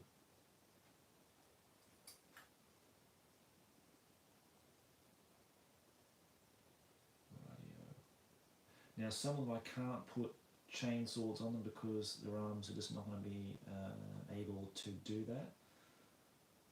They won't allow me to do that, unfortunately. Yeah, if I had more of the plastic golf boys with the axe hands on them, then I have more opportunities to convert stuff and do things a little bit differently. But as it stands, I won't be able to do it. Now, do I have any more arms? I've got this arm. How many more arms have I got to go? This one's done. I've got 3 more to go. And that's it, we're done. On to the terrain. Hooray. They have a Swiss Army knife, tell you must have.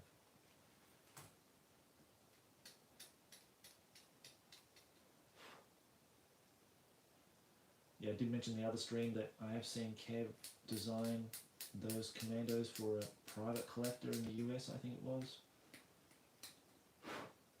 I would love to have the opportunity of getting those, having that person cast them up to sell them. They'll be massively popular, especially with all the Kev Adam nuts out there, fanboys who love his greenskins. And had like a whole heap of accessories, including I think he designed some like Storm Boy jump packs and all that kind of stuff. And all kinds of weapons and all that kind of thing as well. Whether they will ever see the light of day, who knows? I do have a pic of them. I'll have to ask Kev if I can show them to people, because at the time he said I can never show anybody those pictures. So it's nice of him to trust me with those photographs, and I have kept to my word and I have not showed anybody. So they're on my PC at work. Oh, they're on my email, of course, as well. Unless you want to hack into my email, don't do that. But yeah, if I can, I'll ask him if I can show them. If I can, then of course I will.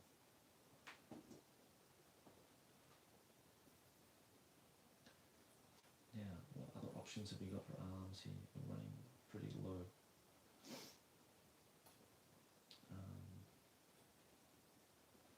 Yeah, this arm is the most common one, where he's got like the the hand sort of cupped to hold the bolter, but they never, it's very limited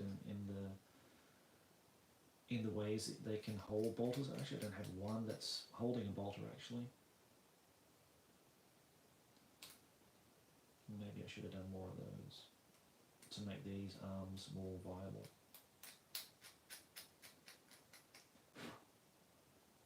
Hacking time. No! Please don't do that.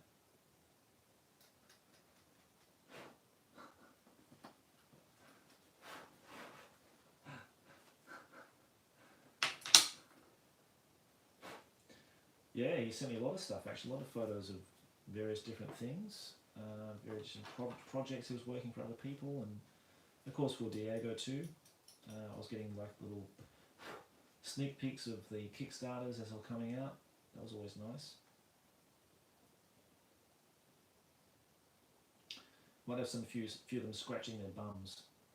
I think that's the plan.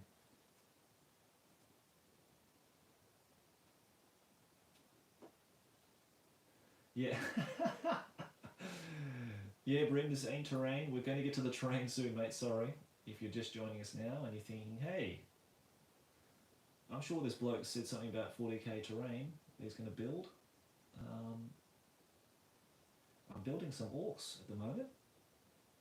I'm going to get these primed up tomorrow, mate. Sorry, I just hadn't had time to do it today because it's Mother's Day and I was spending time with the family. And we're nearly done. We're one arm away from this being done and going onto the terrain. And grabbing a beer, I think. That might be a good idea.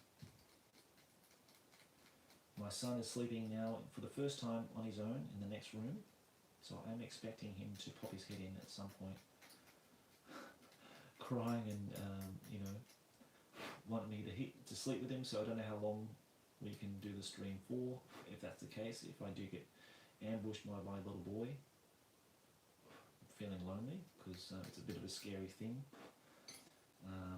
as he's been sleeping with us for, since he was a baby, and this is his first night alone, so we'll see how it goes.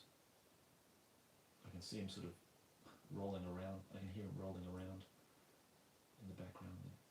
So got these guys scratching their bums, which is not uncommon for an orc, I don't think, to scratch his rear. But it's quite polite. Who knows? And there we have it, guys. That's it. Oh, it's got this guy to base up as well.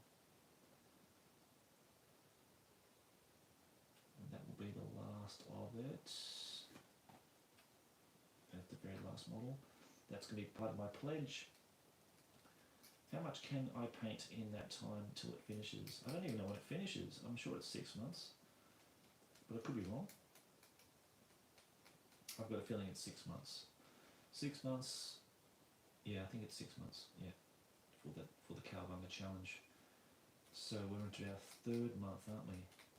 So yeah, it could be possible. That's what, 20, 21, 22, 23 models plus a character on a bike. So yeah, I think I can do it. And that will give me what? 200, 300, 400, maybe close to 500 points extra I can add to my existing army to bump it up to 1500 points. Easy. Because I don't think I'm adding any war gear onto that.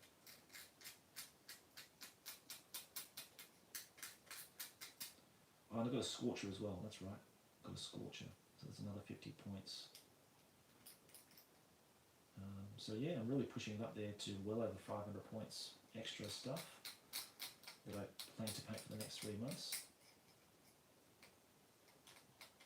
But shit, man, there's so much stuff to paint. It's madness. But this will be, if I paint all this, this will be the first time I've ever, that I can remember, painted, pretty much everything in my collection for that particular army that I've got in hand. I do have a lot of other vehicles to paint, which I might do in the second challenge if I'm not doing the Space Wolves.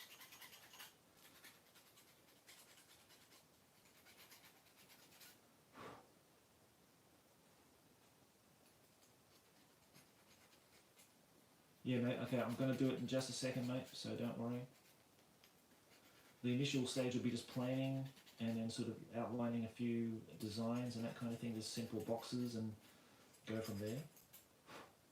I know that's what people are tuning in for, but hopefully they're enjoying the stream as it's unfolding anyway. But it's been good, guys. I've just got that nearly finished. So thank you for bearing with me.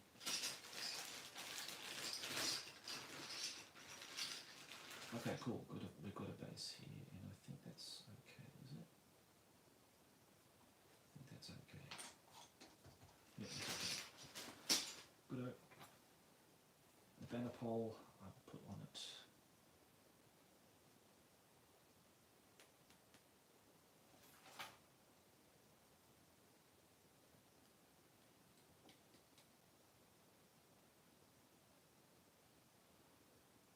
Oh, okay, that's what it is. It's a. I was wondering what the top of that banner pole.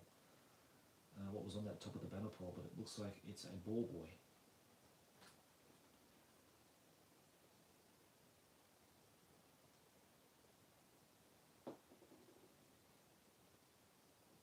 Yeah, I know Peter's building his own orc terrain.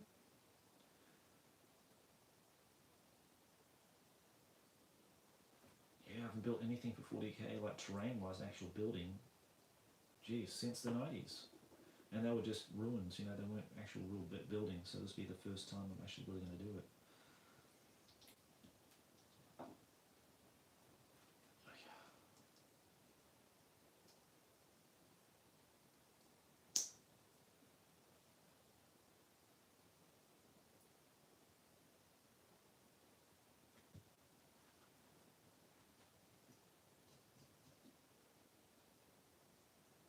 Okay. Okay, guys, that's the miniatures done. Okay, so we've got all those boys done there. That's 1, 2, 3, 4, 5, 6, 7, 8, 9, 10 Storm Boys. 1 Zorgrund, I think that's how you pronounce his name. We've got Gazgul, we've got Makari there. I'm just going to do a cross section on his banner. And we've got 1, 2, 3, 4, 5, 6, 7, 8, 9. There's the old Gazgul, which in fact is the same dude on the cover. I was looking at that at work and I'm thinking, yeah, that's the original Gazgul, the original model. Yeah, before they had the redesign. Yeah, got those. That's it. So that's all put together. Thanks very much for being so patient, guys. Now let's get onto the terrain. So let me just clear this out of the way. And so we can get onto that.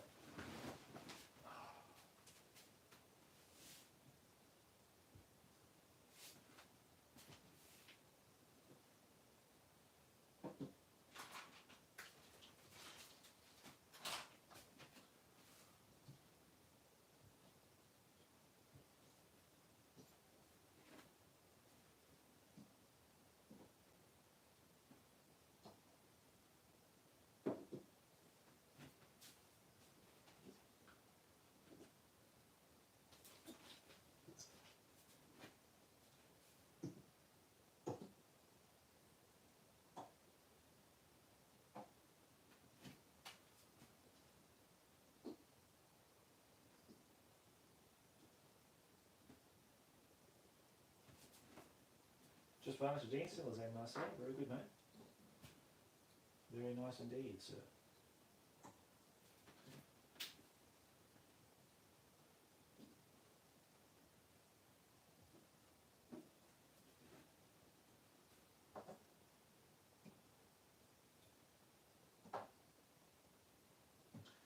Well, it sounds like you had a pretty productive holiday then, Marcel. That's good.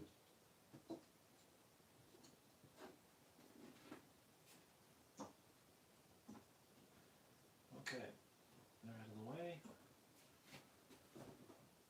Let's get this stuff out of the way. We'll keep the book here because I want to keep it as a reference when looking at the shape of the buildings and that kind of thing. Stuff can go. Don't know where it's going to go, but it's going to go somewhere.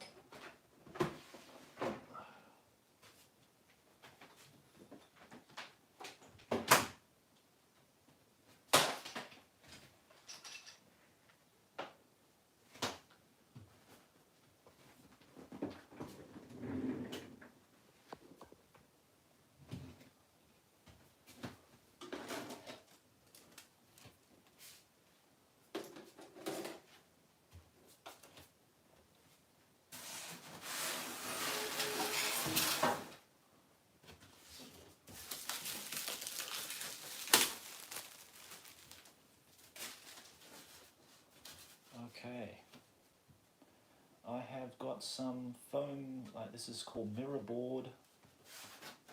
It's not the same stuff as the. It's not the same stuff as the picture framing. You know, the foam core you would normally call foam core. It's not the same stuff. This is a material that is, well, it's foam. You can cut it, shape it, sand it, all that kind of thing. This comes in a hard type and a soft type. They call it mirror board in Japan, but I know it's got some kind of other name in other countries. This is the stuff I'm using to build the bases for my terrain, the wall sections for buildings and that kind of thing. It comes in various thicknesses. This is a 5mm thick sheet, and it's the best stuff I've found. It's got a bit of flex in it, but you know, I think it's really, really solid. And this will form the bases for the terrain pieces that I'm going to make. So let's now look at some kind of designs. I'm going to get a pencil and a ruler. They're pretty much the fundamental things you'll need. If I can find the bloody things, that's the other thing. We're trying to find stuff. Here we go. Right.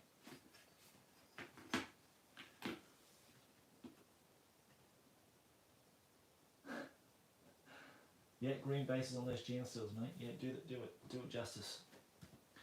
Okay, so the buildings we're looking at making are these ones. Okay, make sure everything's in camera and you can see everything. If there's a problem with the camera, guys, or something like that, if you need to see on a different angle, please let me know. So I'll need to shift it around a fair bit as I'm doing this. So they're the buildings we're going to look at today as to how we're going to build them. You know, they're not, you know, reinventing the wheel. They're just a box shape, basically rectangular or square at different various levels, heights, and they might have some kind of adjoining building at the base. Very much like the Epic Space Marine buildings that they used to make in a very similar design. These kind of printed sections on here, the coloured sections, I'm not sure whether they had actually you know, painted these on paper and then stuck them on after, or whether they actually painted it straight on directly onto the buildings. These sections here where they've got like a little cutout here, it's sort of bolted on, looks like they're sort of bolted onto the frame of the building. I think they are separate pieces altogether, looking at it. These other parts where they've got like these mechanical crane arms and that kind of thing, I just don't have the particular model sections for that. I won't go into that much of detail. Basically, I'm just going to kind of create some kind of box shape building, quite sort of simple. These things here, where they have some kind of metal structure to it, yeah, I can make that out of plastic card. That's not such a big deal. And the wooden framed, you know, the towers and that kind of thing, that's not too difficult either. So yeah, we'll see how we go. I just noticed this weird boy's got a banner on his back. Bugger! I'm gonna put a banner on my guy too. Just noticed that. That's quite cool. Okay, let's have a look.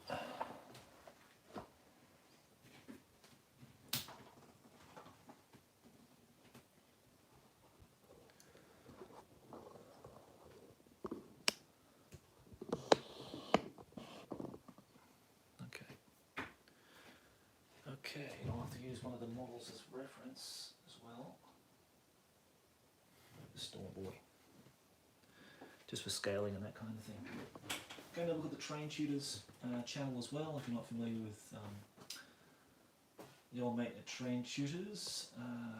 What's his name again? I've forgotten his name. He's a good bloke, actually, who does the Terrain Tutors, and I liked a lot of his videos, and he does a lot of sort of old school kind of model building as well, which I really enjoyed watching, especially the early days. So we're going to make a box shaped building, hey? Let's go, let's do an even number, I think. 60. interesting.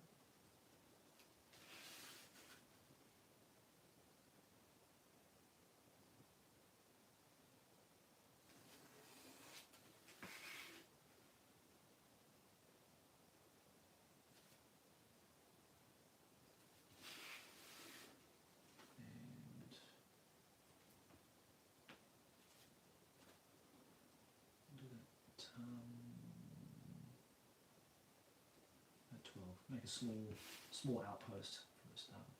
Mel, that's the guy's name. Mel from the Terrain Tutors. Yeah, he does a lot of good terrain videos.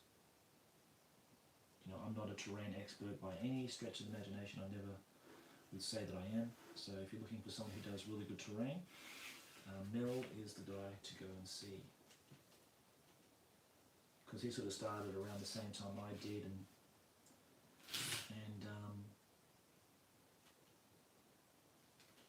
he sort of follows the old school techniques and that kind of thing as well. So we have 16, wasn't it?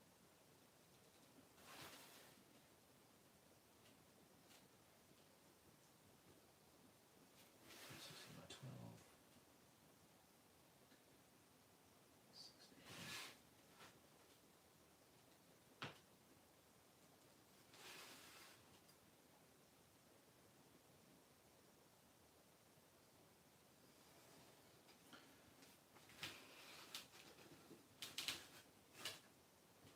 Model compendium.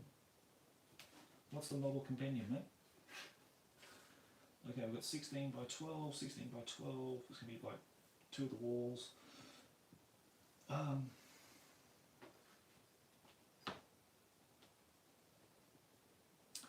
let's do a 10 and a 10, yeah.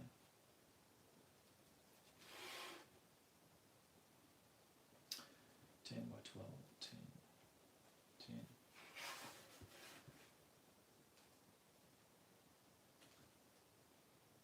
12.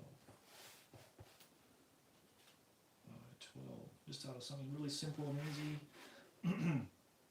I don't want to go into something really complex without really, you know, having a feel of what I'm doing first, and just go from there. But I want to try to maximize the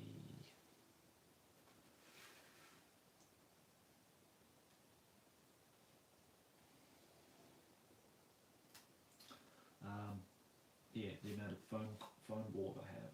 It's not really cheap stuff, and I do want to get as much as I can get out of it as I can. Model workshop book, I think it was called. Yeah, the model workshop book. Yeah, for 40k. But I can't see the fast forward.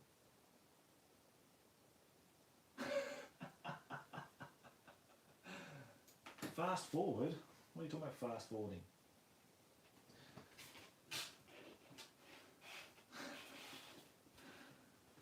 Well, if you go to sleep now, Peter, and wake up tomorrow, you can fast forward then, mate. You cheeky bugger.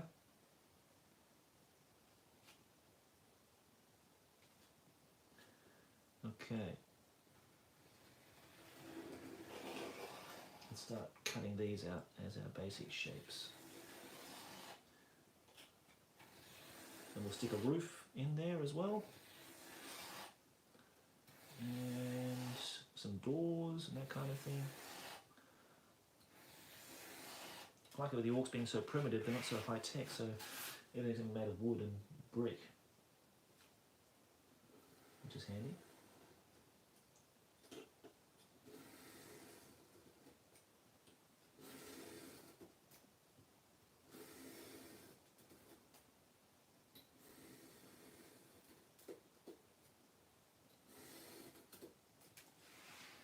Yeah, Mel wrote that. Mel just released that book, The Essential Guide to Making Terrain or something, I think it's called. Terrain Essentials, I think. If that's the one you're talking about.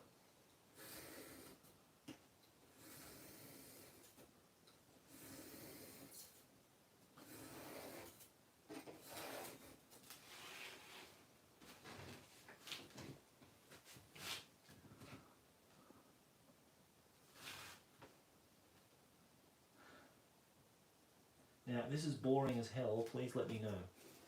It seems boring.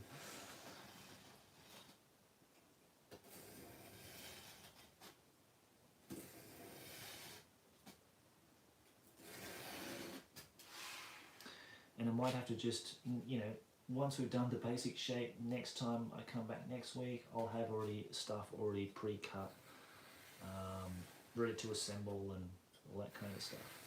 And do all the sort of fancy bits and bobs, so that you can see, you know, step by step, the whole process and that kind of thing. If that's any help to anybody, I don't know. Who knows?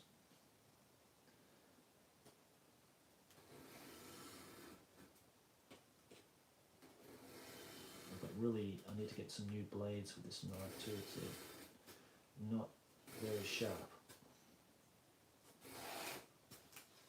Okay. This is one there.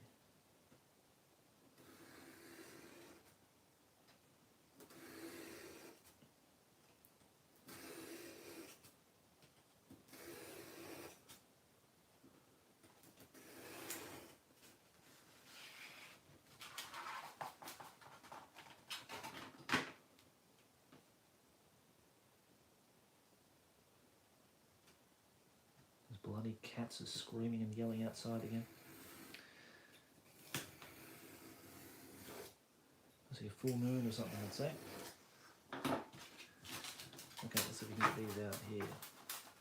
So if you're not used to this stuff, we've never seen it before, this is the best stuff to make buildings out of that I found. And, you know, like those architectural modern makers, they'll use this stuff as well. But it's called something else. I know that Mel, the terrain shooter, uses this stuff as well.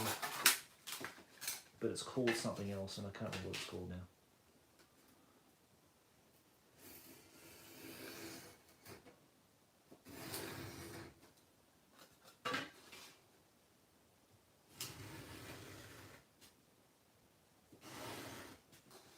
I want to try to draw out the design on the sides of the walls and that kind of thing initially. So we've got our bases there. Now I just want to set it up so I know roughly what it's going to look like.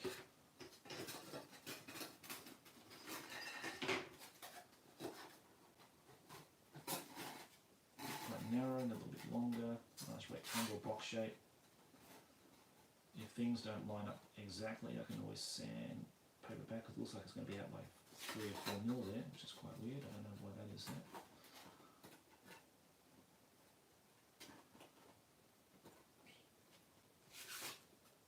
So, yeah, why the fuck did that buy so much?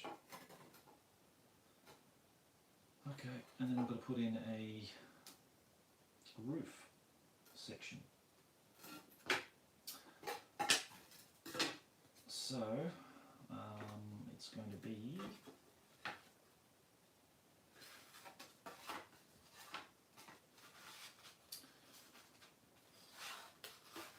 16, so the same shape, 16 by 12.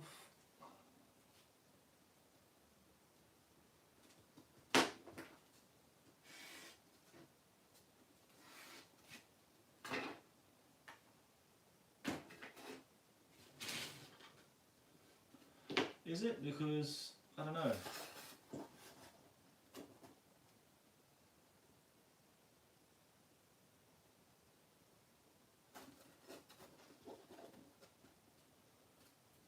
So they look really big on the picture in the codex. They look massive.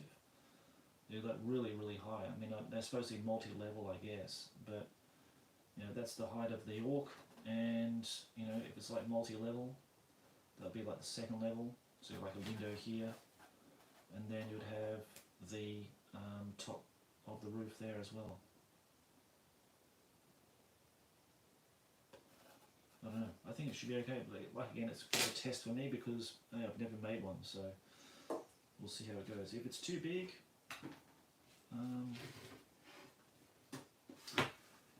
just modify it for the next one.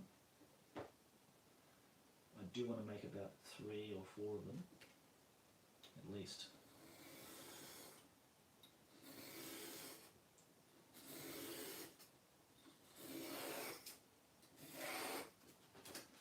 Did they ever make a cardboard building for the orc buildings at all for 40k?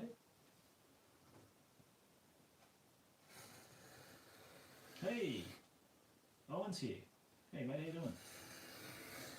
Thanks for joining us, mate. Time Between Times. If you want to hear some great storytelling, go and visit Owen's Time Between Times channel, please, guys.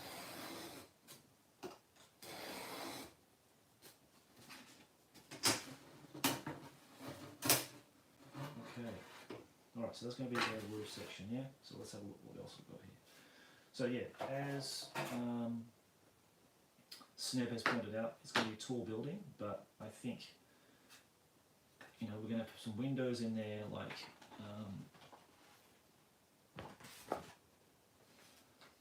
for example, you know, this building here, like that's massive. Look at the size of the orcs here. Look how high that building is with the it's even at the top, you know, battlement at the top there as well. So yeah, they're big buildings. They're very tall, and they've also got a base on them. So they've also got like a rocky sort of base, so you can build them up as well. So I'll need to do that as well. That'd be quite easy to do. That's not really. Yeah, foam board I don't really like. There's a couple of reasons why. Because the cardboard tends to tear away on it, and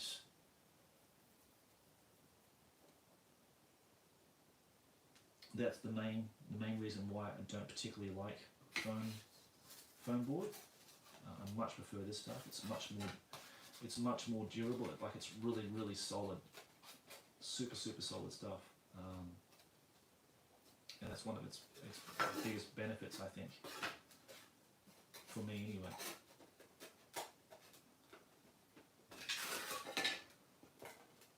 Was that it? Yeah, was that it? Did I make it too? I did make it too wide. You twit. Did I make it 10? I thought I made it 10. I think I made it the same width as that. Okay. See, I told you I wasn't an expert at this. They made a couple of card orc buildings, mainly for the orc outpost and orc stronghold and the orc fort. Oh, Gork and Walker. Yeah.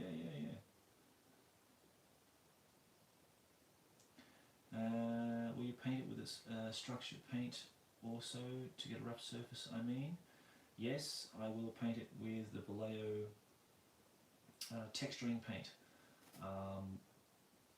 And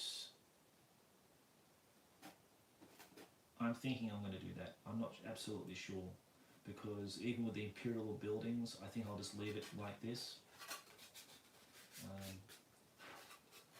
I'm not sure because the look of that is basically this, which is pretty good. It's not bad. Like it's got a nice texture to it. I've added some sand to that textured paint when it was drying, so just come up with a nice rough surface when it's dry, and it's good for when you like start priming models as well, because even though if I spray this with an aerosol, it should not melt, but in some cases it might just melt on a certain piece or whatever. It has done before. So this is like, you know, I've used that as a base for this stuff here.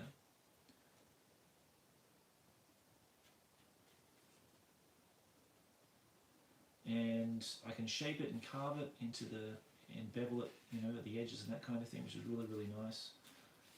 That's something I can't do with foam core. So that's why I really prefer this stuff, and it's solid as anything, this stuff. So MDF, I don't have anything to cut MDF with and shape it into the pieces into the bases that I want. So this mirror board is just a godsend for me when I stumbled across it and never looked back. Now, what am I doing here? Because now I've lost my train of thought here. Okay, it's going to have one section here, one section there, and I'm just going to put, I might have to glue those two together and then put the roof in.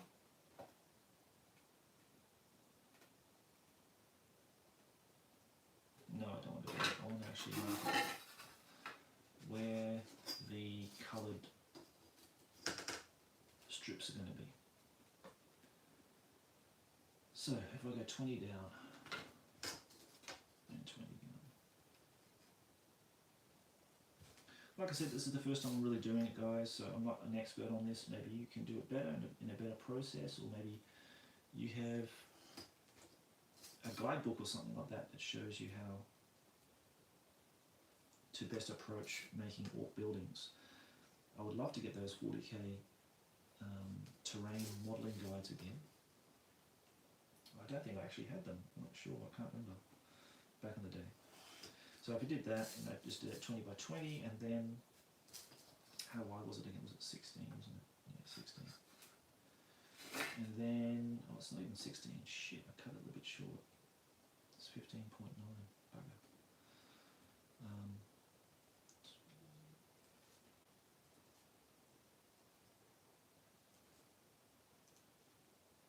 I wanted an even number so I can mark them off at 20.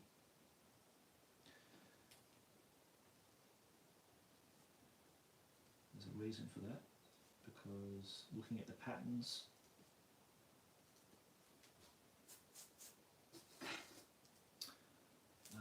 I wanted something that I can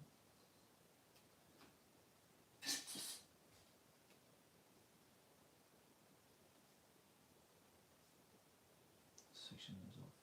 The top one's there at half, so 10. Yeah, better, that last one.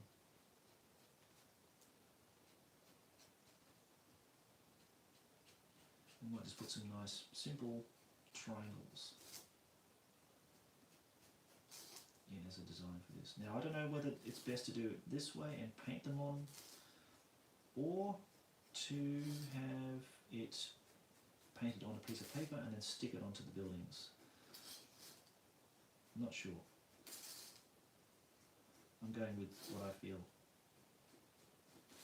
is best for now. I think this will work. Okay, so that's like the first design there, yeah? Then we're going to put like a window in there as well. So I want to put a window in. So I'm going to go in 16 to 8 and 8 down here. And then from the 8, let's see, let's go up. Let's go down 20 here and 20 there. Put a line across here. I can see where I put the bloody lines. Yeah. We've got an 8 mark there.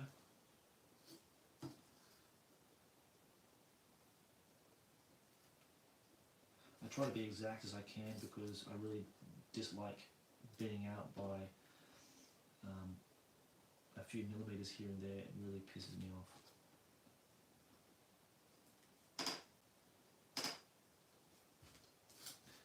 Okay, we've got the shape of a window here.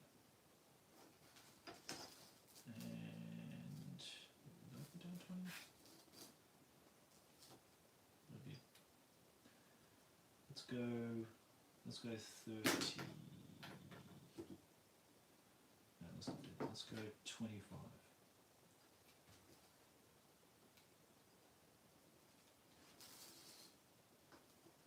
How come a chaotic bunch like orcs is so fascinated with orderly geometrical design? I don't know.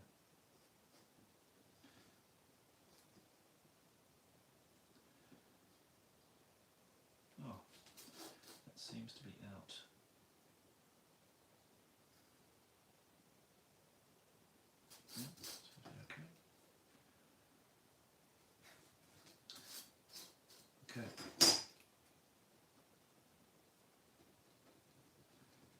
it will score the board. That's the only problem. When I'm marking things out, it will actually score it, so you'll actually see a line there. So I might have to put the textured paint on it to cover up all those score marks on there. Now that window, it looks like, by the way they do it, they cut it out and they put like a piece of cardboard in the back and reattach some PVC rod in there to look like bars.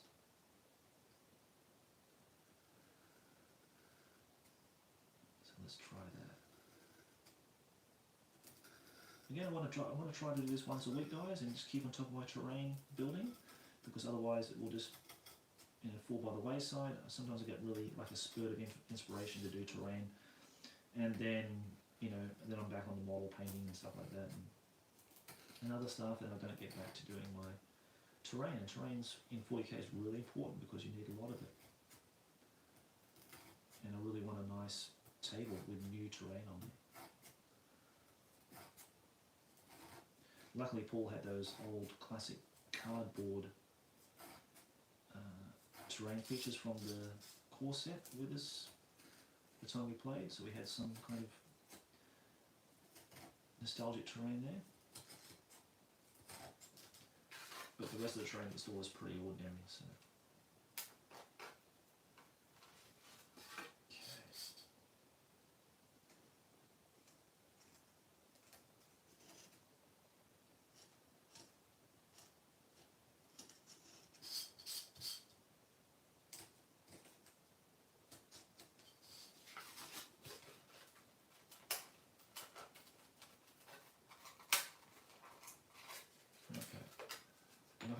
I hope the visual representation of what I'm doing here is coming through nicely.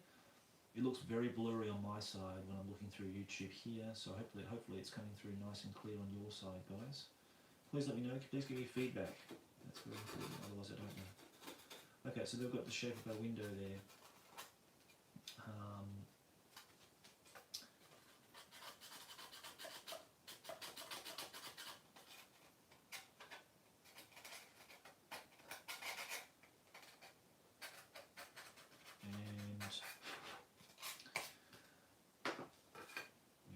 Some thin stuff to stick on the other side, and some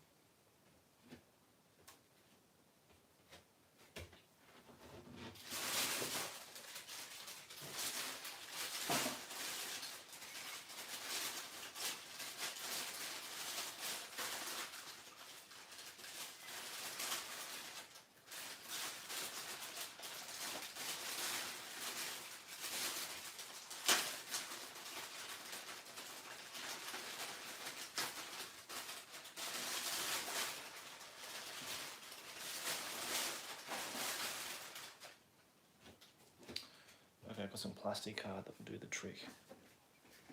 Easy. Oops, sorry, just remember there.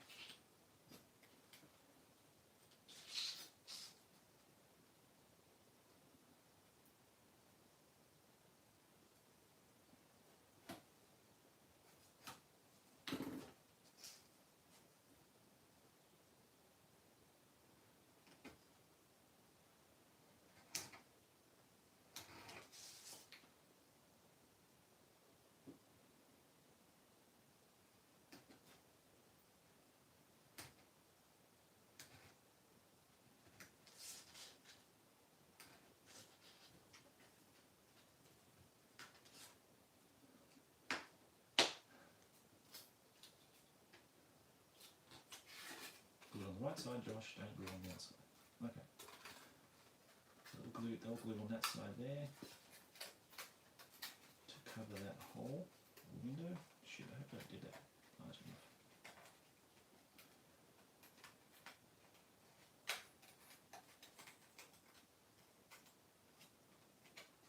Like so. And then it's got to get some PVC piping to run some bars through there as well. Okay. Let's see everybody.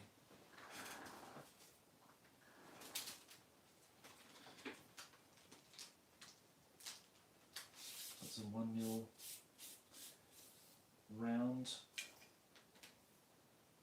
plastic beams from Tamiya, which are brilliant.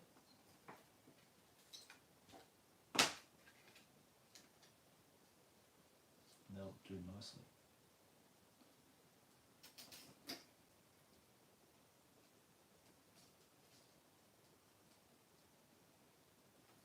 So I'm going to cut one and see how it goes, and then if that works well.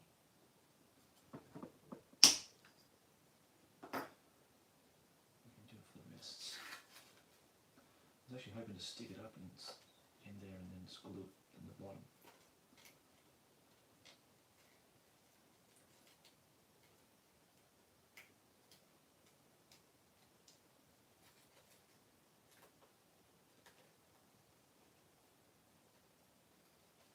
Yeah, like so. I think that'll work out nicely. If that's coming up on the camera or not, I'm not sure, but then, you know, that like that, and then have the back plate as well, so you get your bars for your windows. I think they'll look quite cool.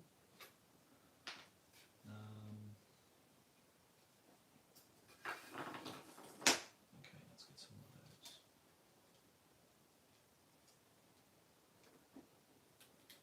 About 3.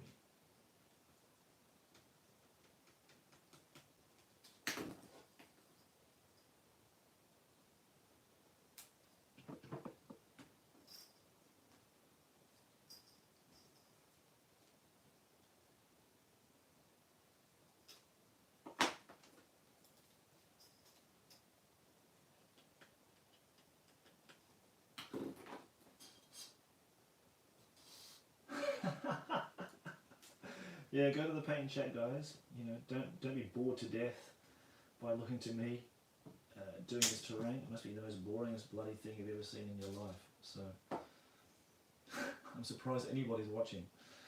Yeah, like I said before, we do have a paint chat in the Discord. If that's of interest to you, go and see the guys there. Peter's there and Marcel will be there. I'll probably join you if everybody abandons this live stream. But I think that's going to work out well. Hooray, success.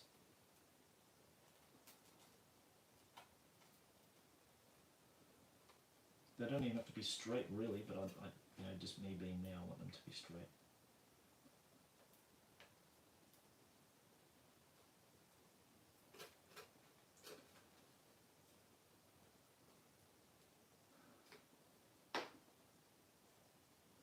Even though that bloody window doesn't look straight.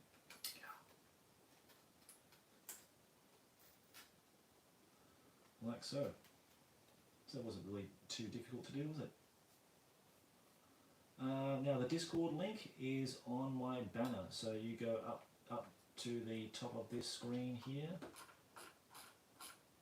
or go to my front page, I should say. Go to the front page of my channel, and on my banner you'll see links there. One I think to my Twitter, and I think one from Instagram, and there's one there for Discord. So click on that one, and it'll take you straight to the Discord channel.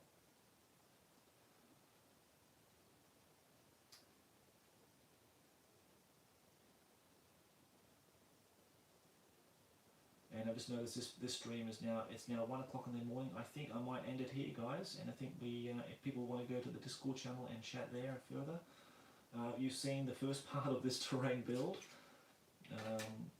and me putting a lot of orc boys together. You know this project's still alive and running, so there's no doubt about that. But yeah,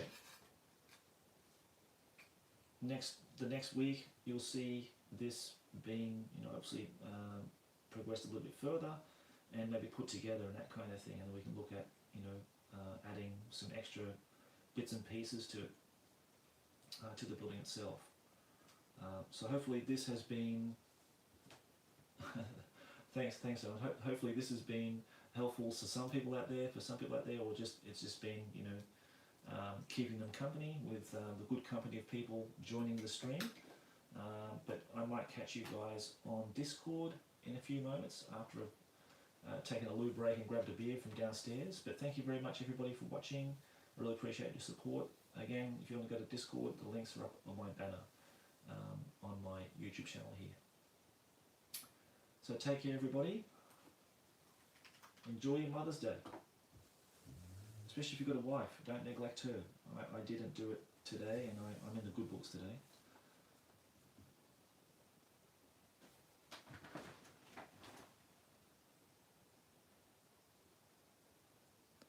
Take care, guys. See you next time. See you next week.